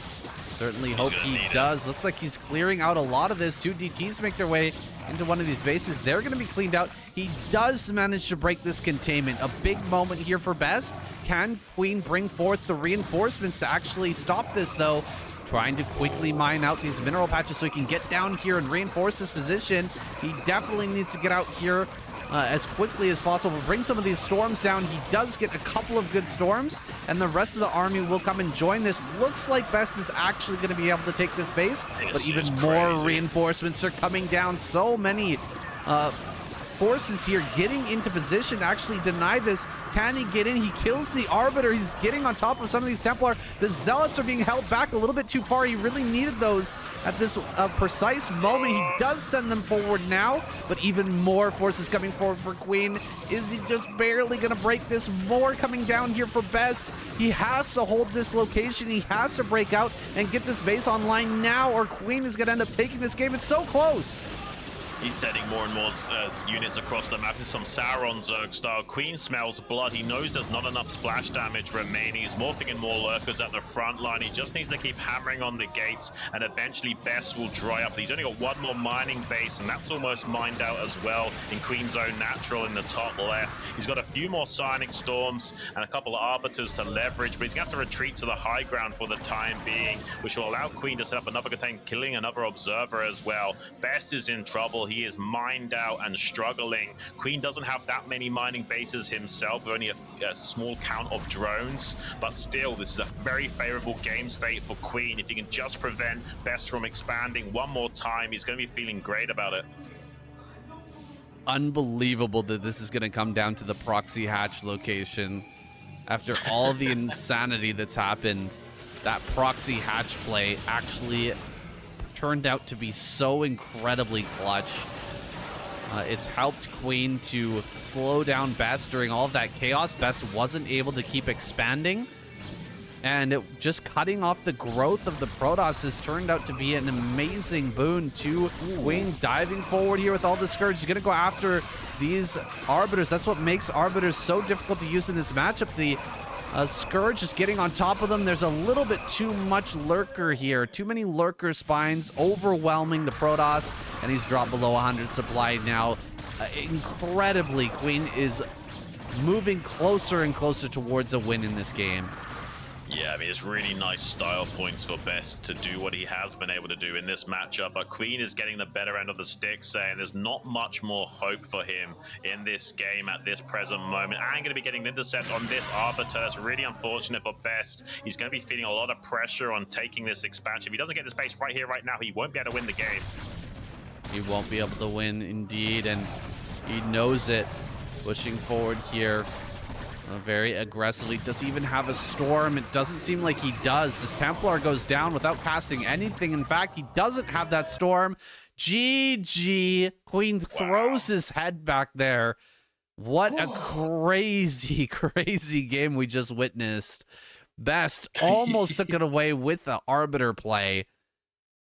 But a couple of bad plays there, man. Couple of mistakes there. Best not quite able to take that.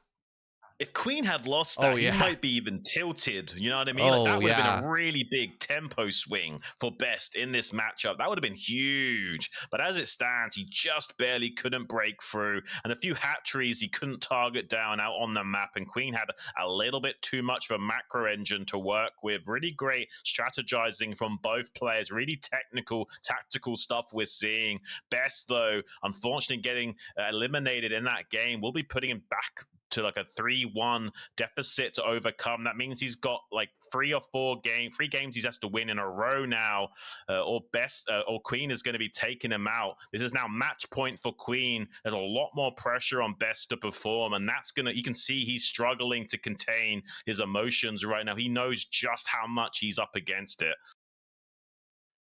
I mean, that replay is good as gold, man. I would love to go through that one and just see exactly the position throughout that game, how Best did that first recall. The first recall is the absolute most important one.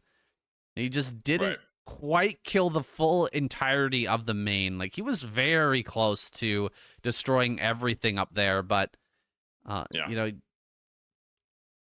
didn't kill the assimilator. He didn't block out reinforcements from getting in there. If he had done that, if he had sent the zealots in to start killing more of the base and maybe just leave the dragoons on the high ground instead, like, there's so many different things that could have gone differently in this game, but there's no time to think about that. Gotta wipe that from your mind. We're jumping into our next game here, guys. Best has to pull it together, or it's going to be Queen moving on to that round of 4. He's on match point here as we move to Radeon.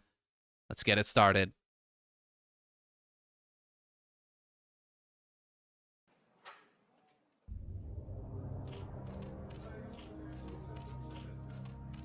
Queen spawning bottom right. Best over here in the top right. He's got his jacket off. It's getting warm. I know the feeling. Playing a intense Broodwar game like that one, you really start to heat up. Yeah, it's currently quite hot here in the UK, so I can empathize with him. This is currently an insane matchup on our hands. Even though Best lost that game, it was still a real spectator treat. I'm sure you guys at home are loving it right now, regardless of who you're cheering for. I really did want to see Best close that out, but it seems like Queen is just about ahead of him in terms of his finesse and able to keep his nerves under control in his offline events. That's one of the reasons why Best struggles once he gets super deep into the round of 8. He just can't break through. Definitely going to be having a hard time regulating his emotions and his current ambition in this tournament. Like, it's very hard to feel like you can win at every junction, especially when you've got 3 to win in a row. It's the self-belief that is necessary. If for a second starts to doubt his ability to win all 3 games in a row, he just won't be able to do it. It's got a huge mountain to climb now. Queen has such an advantage in the momentum, and mentally got to be feeling a lot better. Really did seem like Best was going to win that last game, and it could have actually tilted Queen, like you were saying, but now he's here, composed. He dealt with that wackiness, and now on Radion, his map choice. Very standard pick. Cannon Rush is going to come 12 Forge, out. yeah. It's very fast. 11 Forge, I think, yeah. He's got Best going to bet it all on a... Oh my god, he's going to bet it all on a Cannon Rush, and there's a drone here already. Oh, he can block this for sure. He can block that drone away, but he's not in the best possible spot here. He's in a location where you can hop drones over pretty easily, and there's some space in order to, you know, start to hit this probe. Like, the best locations are where there's not enough space to even get the drone to stop moving so that you can start to hit this probe. But he's actually hitting he's hitting it first. Here comes a drone. Okay, the drone gets in the way. Yeah, he's not going to be able to get that. But on the bottom side, throws down a couple of cannons, or one cannon and one pylon. He is going to be able to continue this. Second cannon going to be started down here. Best is making this work with the second probe. Yeah, really good control here. Queen's actually a little bit tilted by how he's handled this. He's just going to cancel the hatchery and evacuate. Yeah, Queen is tilted. Okay, Best is actually going to have a really strong chance at getting inside Queen's head at the...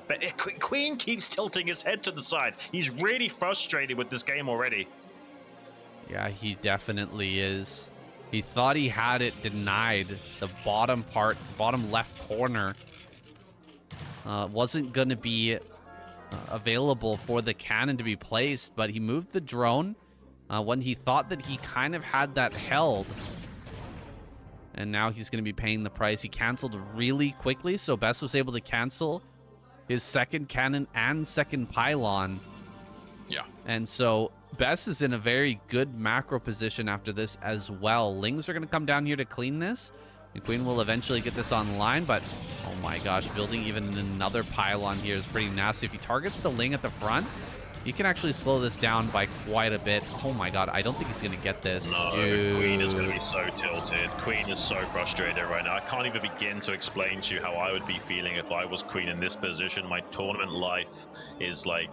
I could just win one game and go through to the round of 4, and suddenly this is happening. It is so difficult for Queen to maintain his composure, and you can see that on the webcam right now in the bottom left. He looks so frustrated. He's having to take the 6 o'clock as is the... Look at how annoyed he is at this game. He is not mentally strong at all right now. That pylon was so clutch. Bringing the probe back there and placing that down. Able to take out all of those Lings. And now the Zealot's coming. You have to make more Lings, Queen. You have to make more Lings now. Even after losing all of those defensive units, he's going to be pulled this way and that by the Zealots coming across the map. And Best behind this is completely on curve. He's hitting his build, and he's going to put on a lot of pressure. Yeah, this is one of the most cost-efficient cannon rushes we've seen in an exceedingly long time. Going to be getting a couple of punches for free on the Zerglings that hatch out of that egg as well to make this trade even more annoying for Queen once he gets behind that minerals. Yeah, this is about as worst-case scenario for Queen without him just straight up losing the game right off the bat.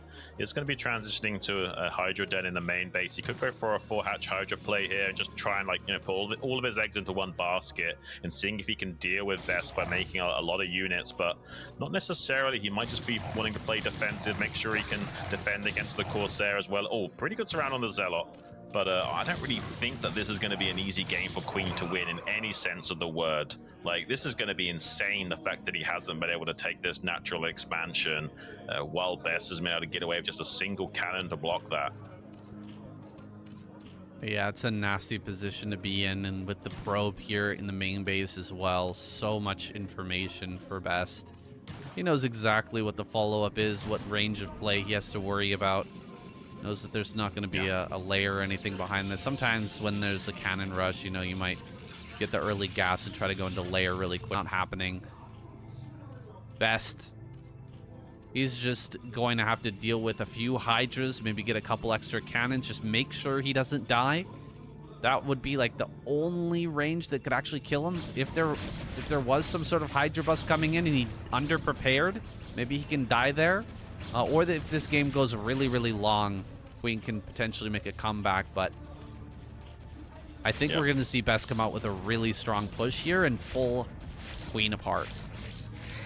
Yeah, we have got 976 saturation from Queen to set up for a potential 4-hatch Hydra. We'll have to see if he wants to get a lair online and play a standard game and just drone up behind this, but he could go aggressive and try and punish Best and hope that he can get in there before Storm is ready. He won't have the same kind of powerful timing that he would usually though, and despite Best doing an early game investment with this cannon rush, hasn't really been set back too much as a result of that. So I don't know if this Hydra bust timing would be fruitful for Queen, but he certainly could try it and see if he can at least get the cancel on this Forge upgrade timing and maybe force a lot of cannons out of Best before that Storm is ready. Well, as long as he keeps denying this Overlord, I mean, you could just get a DT out here and stop this. Pretty straightforward play from Best to just look for that Overlord and deny it. Zealots are gonna slip out. Oh boy, this is crazy. This is nuts, guys. These Zealots are out on the map and they're gonna slip by into the third. It's a little bit wild. Best won't have those back at home to buffer for the cannons, but looks like a 5th cannon is going to finish up here soon. I think that's enough, at least for now. Overlord is almost at this natural. He's going to utilize his Zealots to try and push back these Hydras just so he can kill the Overlord. That is his main goal right now. Killing off any extra Hydras is just a bonus. So he will get that Overlord. He pushes everything back. A DT should be out here soon, and Best should be able to hold.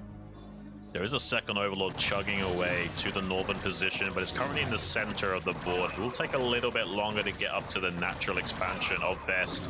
Meanwhile, Best doing a bit of a run by, so you're going to get into the main base with some Zealots while they're playing distraction here at the natural third of Queen. Drones have been paused. That's a little bit of lost mining time. Sees no lair in the main base as well, so he knows that Queen is pretty much all in with this 4-hatch Hydra play, and he's going to maybe lose some of these drones in the main base as well. At the very least, pulling all of these Hydras back to defend by so much precious time for Best to set his own defenses up and get more stabilized and get into that Templar tech finally. But with the cannon rush early game, it will take a little bit of extra time before that Sonic Storm is ready. By about a minute or so, it'll be delayed. So he's got another like 20-30 seconds at least until he's going to be set up defensively. Queen still can make this work with that additional Overlord that was sent to the north to kind of buffer against any DT defensive play. Still, though, is being super annoying with these Zealot run-bys. I think that Overlord actually went down, Xun. I don't see a DT out. Maybe he doesn't make one. That would be a bit of an oversight after killing off so many Overlords and denying the detection here at the natural for so long. Oh, that would be pretty crazy not to make the DT there, but... Okay, actually, he does get another Overlord over here. I saw the one get killed that was kind of over the neutral ground there, but looks like another one makes it to the front. Still a lot of cannons. How far away is that Storm? Can Best hold on? It's going to be a tight hold because of how slowed down this tech is with the earlier rush. He's not really optimized for it. He's mainly been just chugging away with Zealot production for the time being and he was trying to defend by attacking. Now finally the Templars are coming out at 10 minutes, a little bit belatedly, but it doesn't matter as long as they've got Storm upgrade finishing up right here. He will be able to hold for the time being against Queen. With really good Storm dodging, it is technically possible to bust through. It's just exceedingly unlikely with 7 cannons and 2 storms. It's very difficult for the Zerg. He's better off just transitioning here. Looks like the +1 armor was denied. That Forge goes down. A lot of Hydras have been made here, guys. So many Hydras, and here comes the transition. You can see not that many macro hatches are available for Queen. And his drone saturation isn't the best. We don't have a real count of the drones, but you can imagine there's quite a lot of Hydras here, and so the drone count can't be that high. Running forward, trying to get a couple storms down is a pretty difficult thing to do. Land the storms on these Hydras as they bounce back and forth. Also, Queen pulling these Hydras out of those storms. Also quite difficult. He's gonna run forward here, try to get one Templar snipe. Can he get the Archon? He will get the Archon, but the Templar still stays alive. Best going up towards this base here at the center right, pushing kind of with a little regard to his safety. He's probably going to lose these Templar. Big whiff on that Templar Storm. Templar does stay alive for now, but it doesn't really have the energy. He's got no energy on any of these Templar. So he's going to make an Archon here. Does he have enough just massive units without that +1 armor? Can he actually push through all of these Hydras? It seems like Queen has enough. Yeah, it seems like he has enough. There's one more storm available for Best. I don't think he's going to get great connection. He's actually storming the Overlords. I'm not sure what that was all about.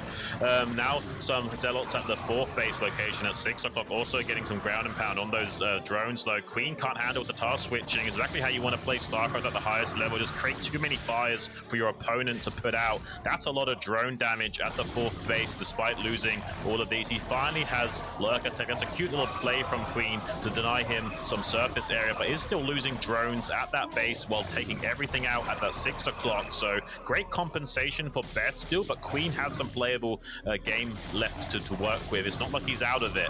He still has killed a lot of the Protoss' army. Best is pretty desperate to actually get a kill on that hatchery at the 6 o'clock, so he's going to try and screen these Hydras while these 2 Zealots finish the job. Does seem like he can get the kill on that hatchery still. Another base is down here over at the natural of Queen. Trying to screen these out for as long as possible. I think he's bought enough time here. Almost gets the surround on that Lurker. And then there it goes. The hatchery will fall. Queen not able to get into position to hold that. He does still have some life in him, though. He's managed to hold on against all this aggression. So many Zealots have been thrown away by Best. It's going to be hard to put together a really solid army, but he is starting to get there. A lot of gateways have just finished, and these Dragoons are going to start to come out now. Queen certainly struggling, but he still has a little bit of life left. Right, there is still a fighting chance here for Queen in this game. I definitely give an edge to Best, though. There's like a 6-4 edge to Protoss, maybe even the 7-3 or 6.5 advantage going forward. So he can definitely make a strong game of this still if Queen plays perfectly. But Best will be feeling pretty comfortable. Now the Zerg is back onto 3 bases and doesn't have quite the saturation necessary in terms of not only drones spread out across his bases, but also more hatcheries to pump off. Like, this is still only like 4 or 5 hatcheries worth of production. It's not that scary at 14 minutes. It's very manageable. He's got so many more gateways than there are hatcheries for Queen to pump out, and he's going to be supply blocking Queen just a little bit here. So the tempo is definitely in Best side of things. I think he might be able to close out this game as long as he doesn't make any critical blunders. Well, Queen's going to take one of the only options available to him. One of his only comeback potentials is to make a Spire, try to get some mutas out and snipe these Templar again. He's seen Best is not a big fan today of making Dark Archons. And so maybe there's a chance he can get all the Templar, kill every single Templar, and then win through just pure Hydralisk alone. But that's going to be a while off, and Best is not going to wait. He's just going to come in here and push right here, right now, getting on top of these Lurkers. The Storms are preventing the Lurkers from being defended here. Queen is falling apart. This is a little bit too much at kind of a difficult moment here for Queen, and he will bust through. Best breaking right into this natural. Drones are going to start to fall, and we're going to see a tap out in just moments. Yeah, there's just not enough left in the engine for Queen. Best is just playing too good with his position. GG is called. Queen is a little bit tilted, and Best going to be feeling a lot more happy about this current situation. Probably saying to himself, just 2 more games, just 2 more games, just 2 more games. He knows that's all he's got to do now. Just handle Queen in these next 2 up-and-coming games, and he'll be feeling way better about it. It's going to be his map choice next as well. But traditionally, that's not really gone his way. All of the map choices for these players have gone kind of inversely, maybe because the other guy is just playing too good on disrupting what they actually want to go for. We'll have to wait and see what these guys have got planned for this next match. But don't go anywhere, guys, because this action is still heating up. I didn't think it could get this hot. We've had some crazy games so far. Even seeing Arbiter pulled out in PvZ, I never expected it. Not in a million years, guys. In all the seasons of ASL, how many Arbiters have we actually seen in PvZ? Hardly any. I mean, maybe 1 game out of 1,000 or something. It's so rare. It is super rare, so very rare treat this series, what we're having today, guys. We're going to take a short break. When we come back, going to go into some of those last games. Guys, game number 6 is coming right up.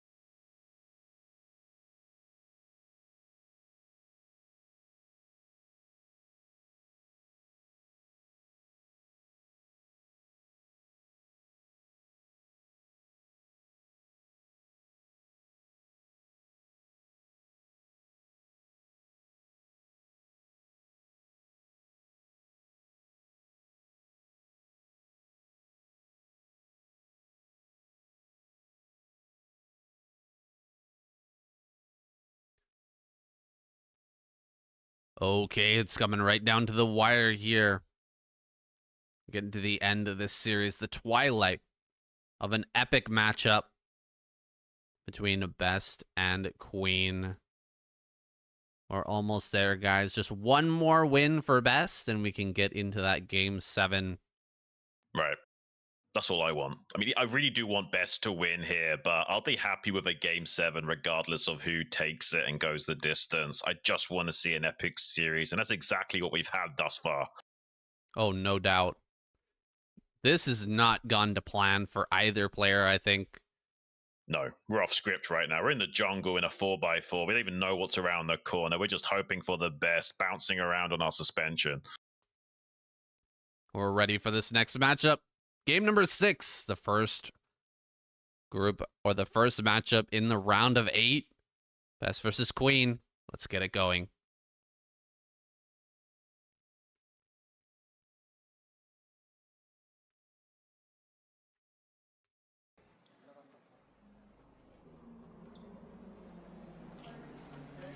Here he is, Queen. Top right. Best. Bottom left. Both have had a little time to cool off after that last one. I think it's a good advantage for Queen, considering how heated he was looking after that cannon rush. Absolutely, yeah. It's very lucky for Queen that he had a few minutes to take a deep breath after that, because he was extremely tilted. And after you do lose your concentration, it can take at least 5 minutes before you get back into your flow state again. So hopefully Queen can find himself and not stress out too much about those early game mistakes and Best out finessing him. Just play his absolute A game here, going on to Deja Vu. This definitely isn't the most ideal map for Queen, though, has to be said. Some people are better at it than others, regaining their composure after a loss. But just about everybody's going to be tilted, at least for a little bit after something like that happens. Best getting in there behind that mineral patch and getting that cannon down even after Queen originally blocked him. Now, Queen is going to be opening with an overpool here. We don't have anything thrown down in the natural just yet. And with Best spotting this, looks like he's going to go for a Forge Nexus. Can't, I think, get away with the Nexus first here. He can. No, he can. He can. It's cross map, so he can get away with Nexus first if he wants to. This is kind of crazy. He can do that. He's also going to be able to get a block on this. And the fact that it's cross-map scout from Best will make it very difficult for Queen to identify where he needs to send his lings initially. So he might start to send them down towards the south, thinking that it's close map bottom right because of how quick the probe came in. He won't be thinking that this is potentially a cross-map scout from Best. How many lings is Queen going to make, and will he send them in the right direction? I think he's going to make bare minimum here without the probe, without the drone scout. He has no idea that there's been such a slowdown on the defenses here in the natural. And you're right, Xun, he will be able to get away with this. Big advantage to Best here in the early game. Yeah, and only one pair of lings as well, so really nice for Best going forward. Would be super hilarious if he stole his gas just to tilt him, but it's not worth it to do that as Best, so I'm glad we didn't see that, but it would definitely be crazy. Yeah, no shenanigans here, just a little bit of solid eco cheese coming out of Best. We're going to go ahead and grab that gateway, and with this opener, he's going to have a crazy quick Corsair coming out. Queen is going to have a hard time holding that off with your traditional overpool into layer play. And he does not know about this. It's going to be a while before he figures it out. It might even tilt him, honestly. Like, when he spots that this gateway is not even finished yet and there's just a single cannon, his brain should make the calculation that it's going to be a fast nexus. The only other thing this could be is a fake expansion, and it's like some kind of really fast, like, Reaver play off one base or something, like really crazy and well thought out. It usually won't be something like that, though. Mini might go for something that's that audacious, but someone like Best is going to play pretty fundamental and straight up against you and not do like a fake fast expansion play like that. So Queen should be able to identify this fast nexus after that Ling Scout. Now, some lings are going to be made. There's still a potential that Queen could go for, a big flood of lings get over there as Best starts to send out some of these zealots, slip by and kill that cannon. But for now, Queen just going into a lair for himself. Again, it's going to be tough to hit this timing perfectly with the speed of this Corsair. You're going to end up losing overlords, I think, almost no matter what, as long unless you can somehow hide every single overlord. And I just don't see that happening. A lot more lings are being made. There's only one zealot out here, so maybe there is a possibility he tries for a run by. Yeah, he might go for that. I mean, he's having to make up to 8 lings right now, so it does sandbag how many drones he can actually produce. It would be crazy if Best could somehow still sneak in with the scout. Luckily, though, these other 3 lings at this 12 o'clock expansion will be able to block that zealot getting in and doing too much damage. He needs to stay on top of things and keep track of exactly where these zealots are, so that he can't just slip in with one later on. Wants to clear this up right here, right now. So there's no chance of this doing a belated run by. Speed finished up pretty early on, so he's going to be able to deny the scouting. Usually when you go Ling speed first, you don't want to go for Hydra Bust, but sometimes that's also a good way of disguising that you do want to do that. So sometimes you will see the Hydra Den behind this and, be more of like just a range-only bust where they haven't even got speed or something. But that won't be the case here. Just going to be a normal 3-base Spire play from Queen to try and play catch-up from behind against this fast Nexus. It's not impossible. You can definitely play from behind here and still take this game. Best has been shaky at times. And difficulty with dealing with Mutalisk play. I think Queen's probably identified that that is a point of weakness and maybe looking to exploit it. Once again, he's got the second gas on the way already, so I think that's becoming more and more likely. Yeah, I think he should do something like that, or at least, put on some pressure with some kind of Ogre's gamer style.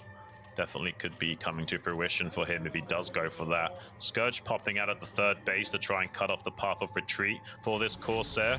He wants to try and catch this on its escape vector. Does maybe have one Scourge ready to connect. Couldn't quite get the second one in a good line to catch up with that.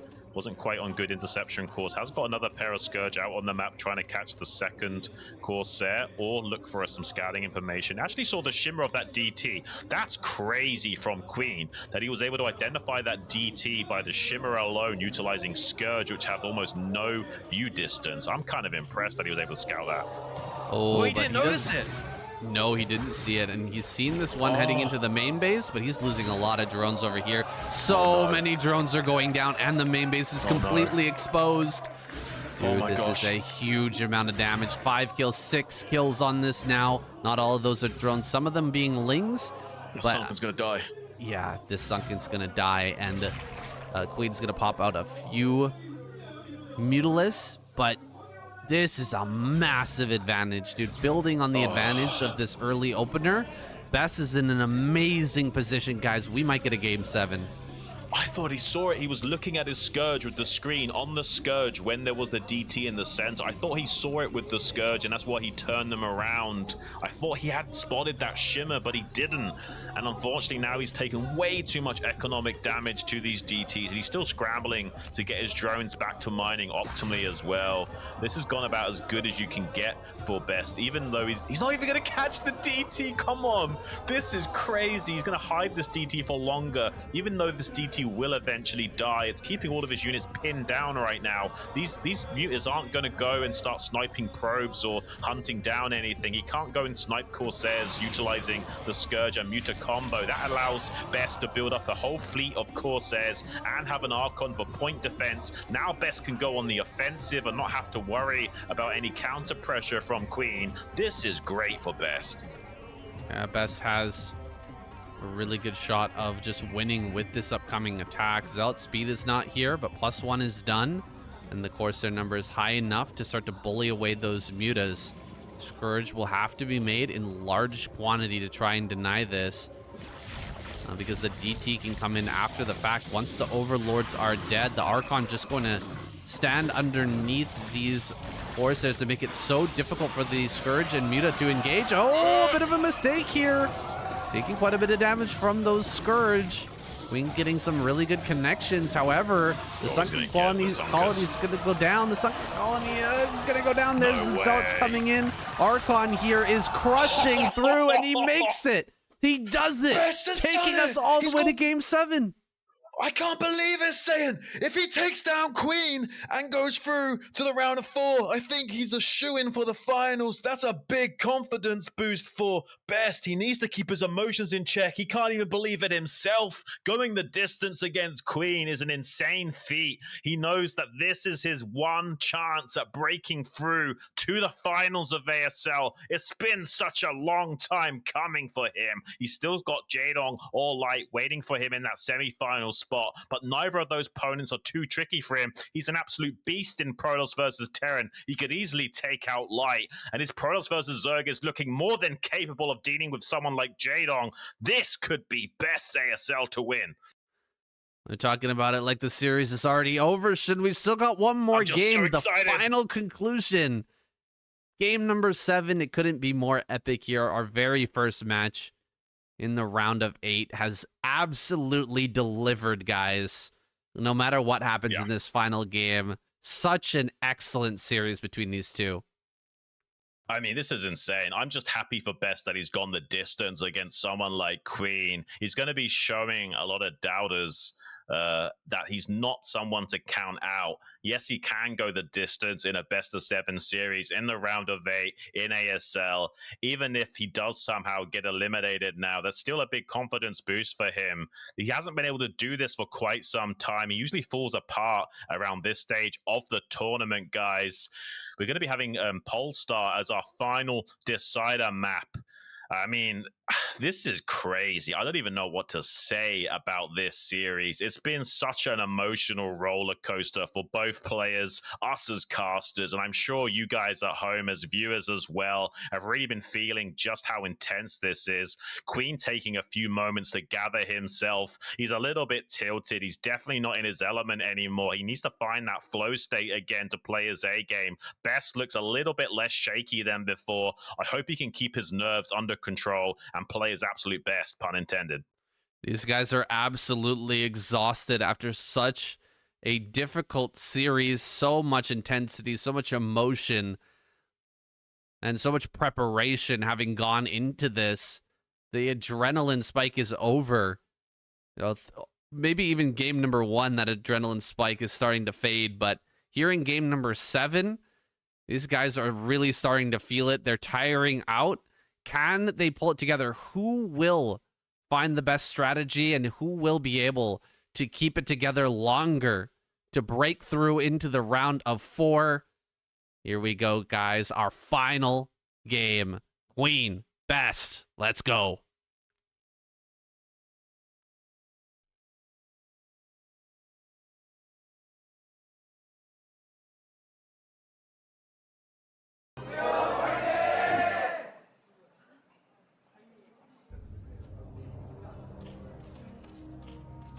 Queen over here at the top left.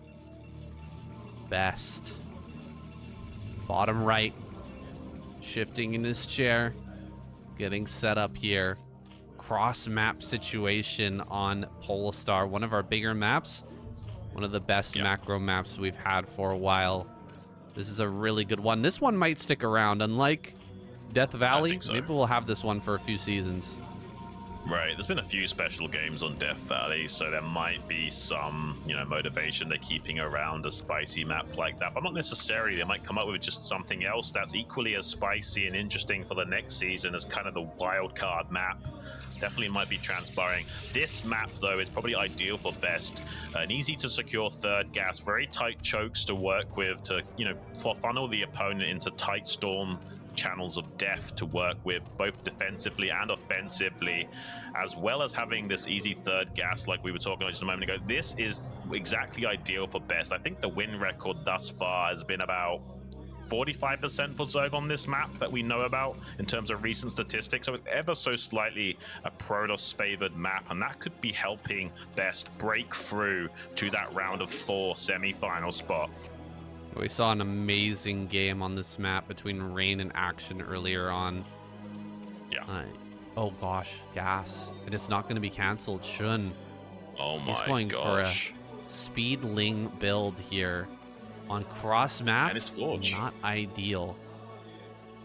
Yeah, if this was Gateway, then that would be a little bit better for Queen to put some pressure on. But with the Forge, as long as he scouts him early in response to that, this is actually okay for Best. He's going to be feeling like, okay, that's interesting. I can just now make 2 cannons. I mean, there is a chance that Queen, instead of making speed, throws down a fast lair and goes for a lurker bust. It's just not so good against Protoss. It's way better to do that kind of play against Terran when you open up 9 pool speed like this.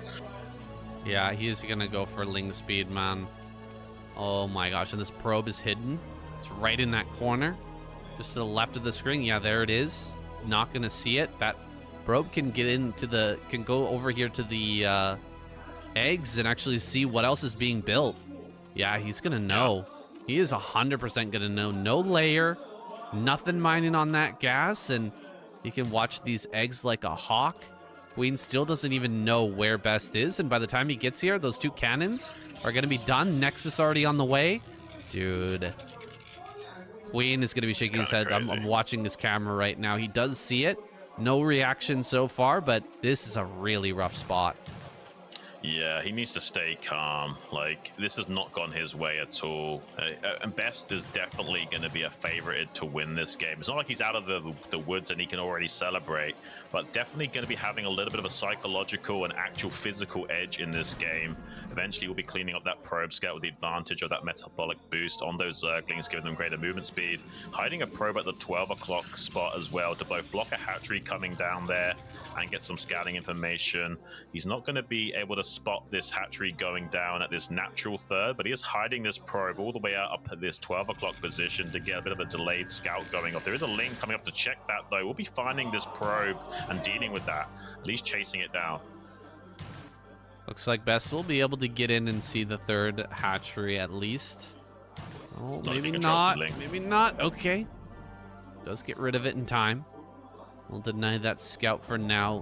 Queen really can't run by this wall, and he hasn't even forced Best to pull probes. That's how good Best scouting has been so far. He's known exactly how many lings have been being made, and so he hasn't even had to, you know, commit extra resources to holding this wall. Just the 2 cannons, and now making a zealot. Best is feeling amazing in this situation. Yeah.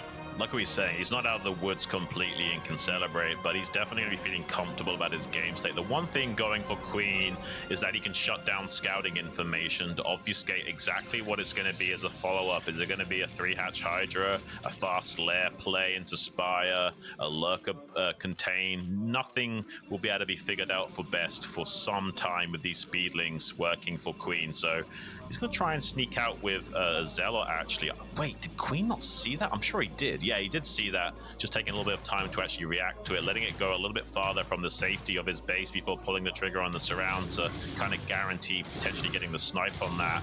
It's going to be clearing out that 1 Zealot. That's a little bit of a win for Queen, denying the scouting more and more.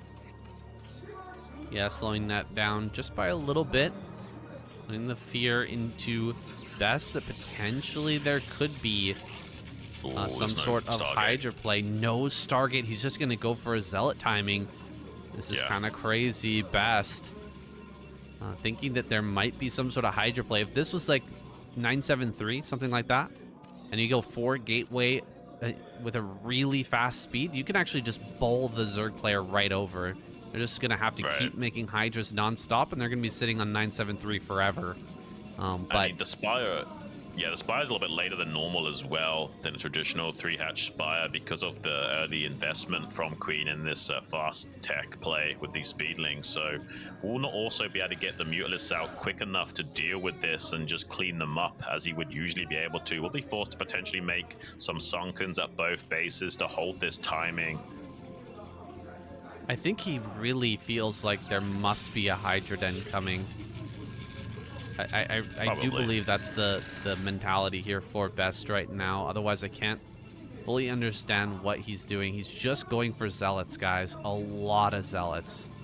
A lot of Zealots on the way right now. And he's just going to try and bowl over Queen. Maybe the lateness of the Spire can help this to work, but it's still going to be tough here.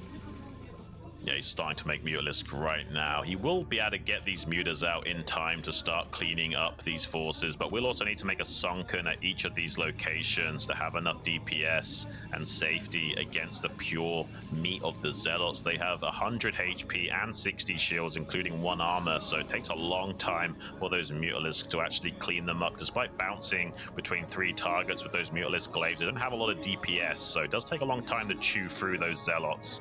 Queen knows it as well.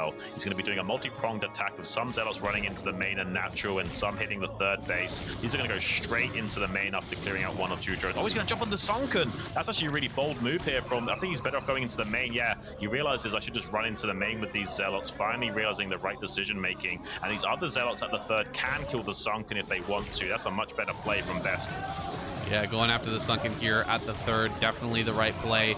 As those Zealots start to do some damage in that main base, the Mutas are so late here. We should have 5 Mutas out with these Sunken colonies, but he's only able to get out, 2, 3, 4 Mutas now. Slowly, as the damage is already starting to stack up. He's going after this hatchery.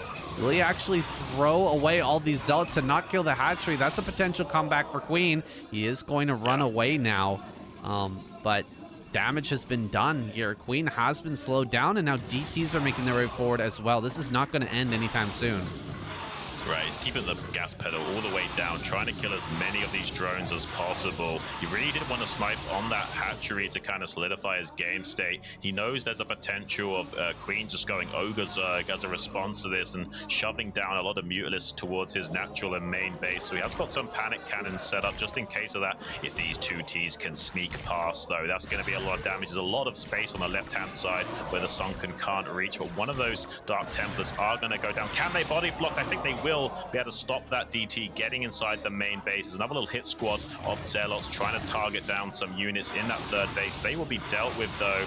Best not really getting enough damage to finish off the game just yet. We are definitely going to be going into a more normal mid-game after this. Now's the time to make that Dark Archon. Are we going to see it? There's no Corsair at all. We need some sort of answer for this. Looks like it's going to be an Archon Zealot push to follow up. It's a reasonable choice considering most of the defenses here for Queen are in those Mutas. And they're not going to be able to fight this Archon. I mean, you can technically stay out of range and keep attacking this, but eventually you're going to get hit by the Archon. I mean, out on the field, the Archons are still okay as long as you do moving shot. The Archons have 1 less range. There's two range for the Archons and 3 range for the Mutas, but as long as you're doing moving shot with the Archon, you can still catch up. You need to do perfect Chinese triangle micro with patrol while running parallel with the Archons while they're out on the field like this, and Queen just doesn't have the execution to pull that off while macroing back at home. So instead, he's just trying to play keep away. There was 1 attempt there, you can see, trying to get a little bit of free damage onto that Archon. There's no really easy way of doing it. Hold position is the best to stop the Mutas from getting too close to them, but then you can't target them specifically. They will be splashing mostly onto those Zealots. Can't really get in here and get on top of these Sunkens, though, so Queen is holding, does manage to kill 1 of those Sunkens. The other one is dangerously low, actually. If he kills this Sunken right now, there's still enough damage potential for Best to make this work, but Queen doing a great job playing keep away with the Archon. Will be sniping down that 2nd Archon now, and Queen is holding. Wow, this is some incredible micro from Queen. He actually played that pretty brilliantly, handling the 2 Archons and not allowing any shots to go down. Another Archon going to be made here back at home. Best is he's just going for it, man. He's not even going to make Storm here. I mean, he might have Storm on the way, but he's just not keeping any of these Templar and Templar 4. Going to immediately go across with another counterattack. Is that really the best move here? Full Dragoons heading this direction. Queen might be able to pull things together in time to hold this. Just generally, Mutas are better than Dragoons. If you just have mass Muta versus mass Dragoon, you should be able to win that fight. The Archon makes the difference. But dude, this is a crazy play from Best. Is he really betting it all right here, right now to just go for this attack? But he wants the Archon to act as point defense for these Dragoons so he can lay siege to the Zerg and pick off the macro hatcheries while avoiding direct engagements with the Sunkens for a time being and kind of put the Zerg on a clock to engage him. Doesn't necessarily have enough forces to make that a reality, but now he can just park outside of the rally point of Queen and start to pick away at these macro hatcheries while relying on this Archon to try and keep some sonic shockwave damage potential on that stack of mutas to keep Queen at bay. So far so good for Best, but Queen has done an exceptionally good job of holding thus far. The second Archon might make all the difference in not allowing Queen to defend against this, killing a couple of these Dragoons though with some good micro of those Mutalisks. But yeah, there is a win condition here for Best to just pick off all of the macro hatcheries while staying out of the range of the Sunkens. What a few Hydras are popping out now. Lurkers on the way as well. Third base is coming up for Best, but doesn't really have any anti-air over there just yet. Some cannons are finishing just now, but the mutas are going to come down here and potentially just snipe those. Take control over this base. No, he's going to transfer instead into the main. 2 cannons there, but could just go for them. Bass is going to have a hard time dealing with this and is just going to send a bunch of these Dragoons back up into the main. Can he get up here in time? 1 Templar, but no energy on that. It's an easy snipe for Queen, so just kind of giving that away. A bit of a gift there for his opponent. Dragoons pushing in now. Can he get on top of this and push it away? 3 cannons over at this third, but he's going to get some probes on the way out. Dude, Queen is actually starting to bring this one back. It's wild, but even with all the chaos that's happened, Queen is bringing this into a very playable game. Yeah, I mean, we do have the third base going up for Best, so technically this is still a very playable game for him, but Queen has enough meat to his engine right now to keep chugging away. He doesn't have to worry too much about the situation as he did before. There's not as much pressure on him to win the game right here, right now. Oh, the Lurker's getting caught out of position, though. There is no Observer with this, so despite losing 1 Lurker for free, we'll still be able to force the issue and try and push Best all the way back while trading well at this high ground area. So far, Best needs to be really tactical because he hasn't got that many High Templars available and just 1 single High Templar waiting at this third base location. Queen wants to break into that if he can. Best needs to stay fluid with his army and get ready to pounce on this Zerg if he does try and come down into this choke point. He's going to force the issue down the front of Best's army. Without good enough storms, though, there's no way you can punish these Lurker movements. There's 1 High Templar that's out of position, does get a storm up onto those Lurkers, but gets picked up from the mutas as a result of that. Best is in a little bit of trouble finding this Observer, making its way out onto the map, but there's a window for Queen to punish his third. He pulled down that Templar from the third base. Oh my god, the Lurkers! Wait, the Lurkers go in the wrong direction here. That's a really big mistake for Queen, losing 2 Lurkers right off the bat. The mutas are going to get on top of these cannons, but he is going to hold. He's going to keep this alive. Those Lurkers going in the wrong direction was such a big mistake for Queen. No way. 1 error there. And this push and this attack just starts to fall apart. It's a 3 base versus 3 base situation here, Xun. And so much of the army just disappeared. Best holding on for now. No upgrades to 2-1. No Hive transition. Yeah. This is rough for Queen. He doesn't have a 4th base or anything. He was so reliant on killing that 3rd base. Queen tilts his head to the side. He knows he's lost his win condition. Now he needs to take the 4th at 12 o'clock, throw down a Queen's Nest and transition, and it's going to be a little bit belated for him. This is going to be Best in a much more commanding game state.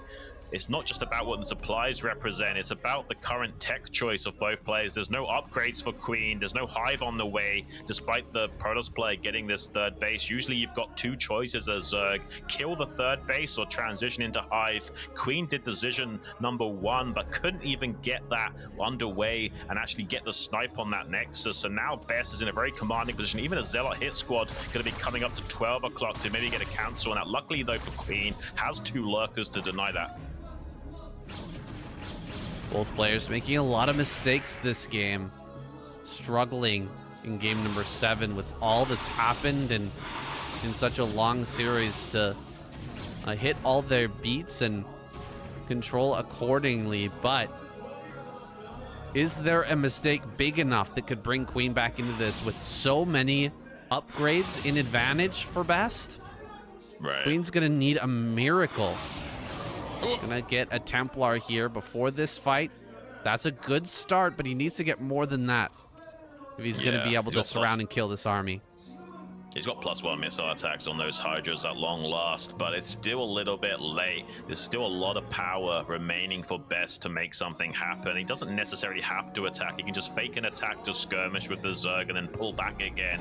Both situations are good for him. Pretty good flanks for Queen to work with, but that low ground transition on the west is not so ideal. Has to push up onto this high ground, get his toes on there. But that enables beautiful storms to blanket on top of those Hydras. There's not enough splash, though, to get the rest of those Hydras on the northern flank. So far so good for Queen. He's barely holding the line, but I think there's still just barely enough Dragoons for Best to make this work. It's kind of crazy how Best has been able to do this. Queen knows it. The writing is on the wall for our Zerg player, and Best is probably gonna be the guy going through to the semi-finals. I can't even believe what I'm seeing or saying.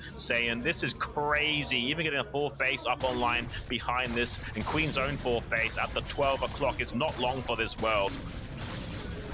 That was about the best engagement from Queen he could possibly hope for, killing almost every Templar. There was only one storm in that fight, guys. One. And Best still managed to push through. The upgrades being what they were made a huge difference. Queen going on the counterattack here as he loses his 4th. Another 4th over at the center left for Queen. So he's not totally out of this game yet, but he is dragging his feet, having a very hard time. 80 supply remains, full 50 supply advantage. 50 supply advantage, guys, for Best. It is so close to being his season to go to the round of 4. He can taste it, and Queen can feel it right now. You can see him throwing his head to the side. He knows how difficult this spot is and how close he was to winning this game. There's still a chance that Best could throw this game, but I don't think so. I feel so vindicated saying, there's probably a lot of people think I was a little bit crazy by saying that Best had a strong chance at winning this series, but look at it, guys. This is insane. If you're gonna go into the jungle, you better be careful, because Best is a silverback gorilla, and he's gonna pull your arms off and beat you to death with them. Another round of mutas out. Kill every Templar and then wipe out this army. That's so many Templar now, though. 6 Templar. Is it even possible? Best just being as careful as he can, moving forward slowly here. Preemptive storms before the mutas come in. Bit of a whiff there. Good dodge by Queen. All these Hydras are up on that high ground. He cannot allow these Templar to get to that high ground, or he will be cooked. Getting a couple of these Templar. 3 so far. 4. 5. Can he get it? Oh, great storm there on the high ground. Really great storm. There's only 2 Templar left, and one of them is super low. Yeah, he can also egg block that ramp to sandbag that push. He knows there's not enough storm available to him. So far, Queen is gonna live, but Best has a 4th base online to, make do with the fact that he's being mined out right now. So still everything going well for Best, even getting some extra phase disruption shots onto those mutas to keep them at bay, while another round of Templars make their way up to this sort of 12 o'clock position that's not even existent. Best thought there's a chance there's a hatchery being built there, but there actually isn't. Queen is just stuck on these 4th bases and scrambling. It's a tight little choke here to attack into. It's very Protoss favored if you can get storms into there, but until you got high Templars into position, you have to be careful attacking into those tight little chokes. You can kill a lot of Dragoons in such a short time if they do commit to an attack like that. I hope Best doesn't get too over eager here and can just slow himself down a little bit and kind of capitalize on the game state and just keep expanding. Yeah, just send the probe up here to maybe start expanding to this base towards the top right, and just keep consolidating his lead and not feel pressured to ram it down and risk a comeback from Queen. I put the chances of Queen at a pretty low percentage at this point. Yeah. Very low indeed, but Best, he's got to keep it together. He's got to play a little bit conservatively. Oh, losing Templar here again, diving on top of these. 3 or 4 Templar are going to go down in a matter of seconds, just giving him so much opportunities to come back. But you know what? This high ground, there's no way these storms are not absolutely brutal. Almost no way to avoid them. with so little space up here on the high ground, he is going to be able to kill a lot of these Templar as this fight's going down, running forward here with the Hydras. It's just not enough forces. Another big storm there on the high ground. There it is, clearing out so many of those Hydras, and this flanking force is just not going to be what it takes. He's done it. He's done it. GG. Huge Best. cheer rings out in the crowd. Best takes it home. Best is going through to the round of 4 for the first time, isn't it?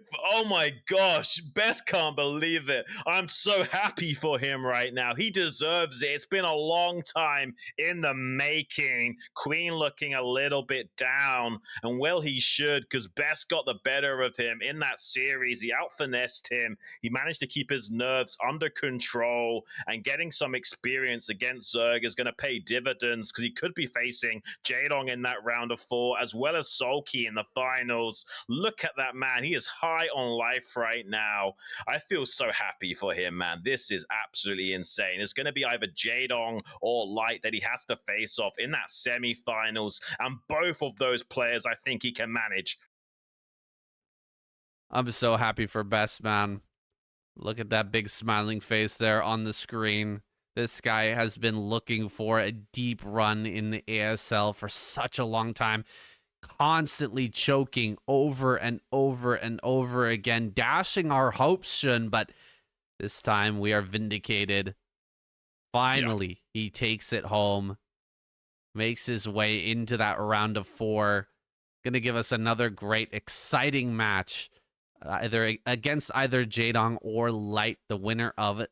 Tomorrow, guys, tomorrow, another epic best of 7. I'm so excited, Xun. This has been so much fun.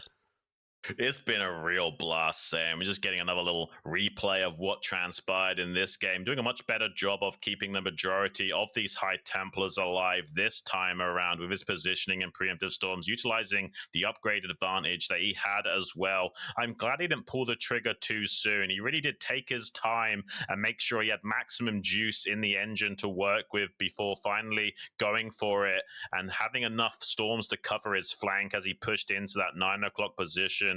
Was really championship tier stuff from him. That's the problem, is sometimes you get an advantage in StarCraft and you just try and ram it down your opponent's throat, and suddenly they've got a comeback potential because they sniped enough of your High Templars or something. But look at this, he's got plenty of storms to cover his flank as Queen starts to come up from that angle, and there's nothing he can do to stop Best from securing his spot in that round of 4 semi-finals against either Light or Jaedong. I'm so stoked for Best right now. I wish we could have gotten a replay of that first, or that big engagement over by Best third. I think that was really where Queen lost the momentum in that game. When he was diving in there with the lurkers and some of them went around the wrong side. Everyone's felt that feeling. Yeah. Pathing issue. Kind of screwing over Queen at a very important moment. Best kind of threw it back to him a little bit as well. It was back and forth this entire series, guys. You can see Best is exhausted. I mean, I'm pretty tired just watching and casting it. I can only imagine if my arms were moving at the speed of these guys and trying to make decisions on the fly while in the absolute jungle that was that best of 7 series. Best, though, has a lot of experience. He's a great ape. He can handle his time in the jungle. So if you go off-road with him, you better be prepared, because he's going to sneak up on you, and it won't just be some false charges you're dealing with. And guys, that was the first wins that Best has ever gotten in an ASL versus Queen, right? He was 7-0 before this series, and he just won a series, a best of 7 versus Queen. That's crazy, actually. Plenty of best of 3s in the past where he had lost, and now he's been able to take him out. He has developed so much as a player, and you can't just say Queen is out of practice or something like that. Dude, this guy, Queen, has been playing like crazy. He's been improving a lot as well. It's not like he's still in that slump of 2 years ago. No. This guy Queen has been playing pretty good. Yeah. He's incredibly strong right now, and Best still took him out. Really making a statement here in the round of 8. That was definitely more best playing good than Queen playing bad. I'm really impressed by him. And think about the momentum shift. Queen won 3 games in a row, taking him to match point, and Best ended up winning 3 in a row to kind of reverse sweep Queen in this series. That's seriously championship tier stuff. That's the kind of mentality and fortitude you need to go the distance in this tournament. This might be his ASL. I can't even believe what I'm seeing and experiencing right now. Best is in the semifinals. Are you kidding me? Are you kidding me, Saiyan? This is going to be such a fun semifinals, guys. Tomorrow we've got Light versus Jaedong in the round of 8. Next week, Snow versus Rain. And then that final match on Tuesday.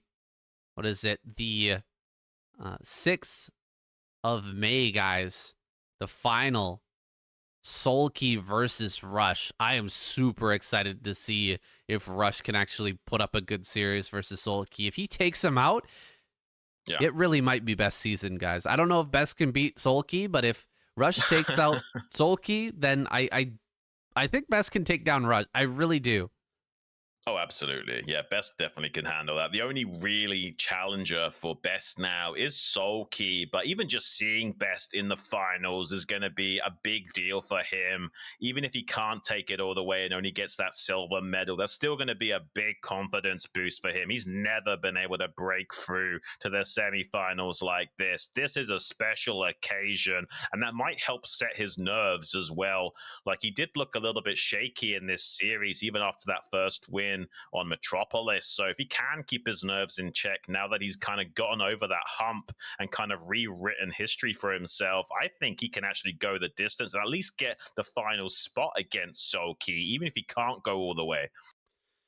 Still going to be tough. Jaedong's looking great right now, and Light is forever one of the greatest Terran players. Like, he's just perpetually in, the top 2 to 3 Terrans in any given ASL. He's looking in great form, taking out Barracks, kind of his mentee and sort of rival in the SCSL. Pretty interesting to see him play as well. He is such a good best of 7 player. Like, this guy really knows how to put together a series. So super curious to see if Jaedong can take him out and how Jaedong or Light is going to fare against Best. Dude, we're really shaping up for an epic finals and semifinals. This is going to be a lot of fun. Oh, absolutely. This is one of the best ASLs we've had in a long time, guys. The only match that won't be super interesting is potentially the Snow versus Rain one, because Rain is just that good in Protoss versus Protoss. Snow's going to have to really dig deep to figure out how to win that one. My money is definitely going to be on Rain smashing him, though. Snow is pretty good with his Reaver control, and he's not terrible in Protoss versus Protoss, but it's not his specialty, whereas Rain definitely is the favorite in that matchup and that particular match. So I imagine it will be Rain breaking through to either face Rush or SeoulKey.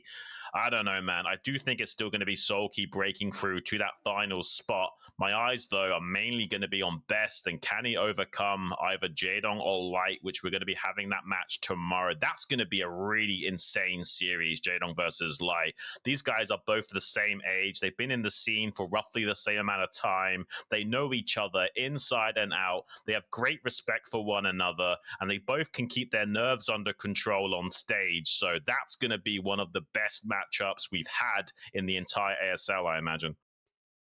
Yeah, that's going to be a fantastic match. And guys, we're super happy to see Best go through here, but you know who's even more ecstatic? SeoulKey. Another Zerg has been eliminated. Another... You're not wrong. Yeah, another factor has been removed here. Another opportunity for ZVZ finals has been eliminated. So as long as Zerg doesn't make it through, I think SeoulKey is going to be extremely happy. He's super confident versus Terran and Protoss, but it's just such a wild matchup.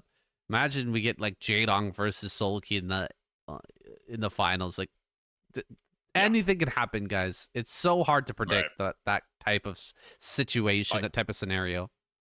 As much as I like Light, I actually want Jaedong to win so that either Best can get more preparation against Zerg for that finals match against Sulky by playing against Jaedong, or we'll have the Zerg versus Zerg finals with Jaedong going through and having a chance at dismantling our champion Sulky. That'd be pretty exciting too. No matter what happens, guys, we had a Arbiter game versus Zerg today. And I couldn't be happier. What an incredible treat that Death Valley is turning out to be. I really loved the strategy from Queen as well. Some serious out-of-the-box thinking there with the proxy hatchery. I mean, that's something that's got to be studied, man. Like, that's such an interesting mind game move from Queen, and it actually saved him in that game. It really made it impossible for Best to easily take another base and slowed him down enough so that he actually did dry out. Yeah, we do see that a lot in ASL. When it's the other guy's map pick, they want to do something weird to throw off the game plan. So that was really good in disrupting the ebb and flow that Best thought he would have to work with in that match. But he actually did a great job of adjusting, taking that top right base and still getting into that 3-base Arbiter play with Recall was really stellar stuff. He didn't get the win, but he came exceedingly close to doing so. With slightly better execution, he would have cleaned out the main base and put put Queen on enough of a back foot there that he could. I'm even thinking about Best versus Sulky already, guys. Like, this could actually be transpiring, you know. And if he does get to play against Jaedong in the semifinals, that's a lot of practice and potential confidence boost that he needs to face him off. Whoa there, Tiger. Still a long way to go, guys. We're just gonna be excited to cast all of these games. Anything can happen, as we just saw in this last best of 7. Now we get to see all the maps, all the new maps for this ASL. A lot of them not making a showing in the round of 24, round of 16, round of 8. Now we get to see everything. We get to see these players in their full form in the best of 7. So much fun, guys. We're really enjoying it. Thank you so much for watching. See you tomorrow. Don't miss it. Don't miss out, guys. Follow the stream. Give generously to the StarCastTV Patreon as well. We really enjoyed this. Thank you, everyone in the chat here on Soup Live. Appreciate you, and we'll see you tomorrow.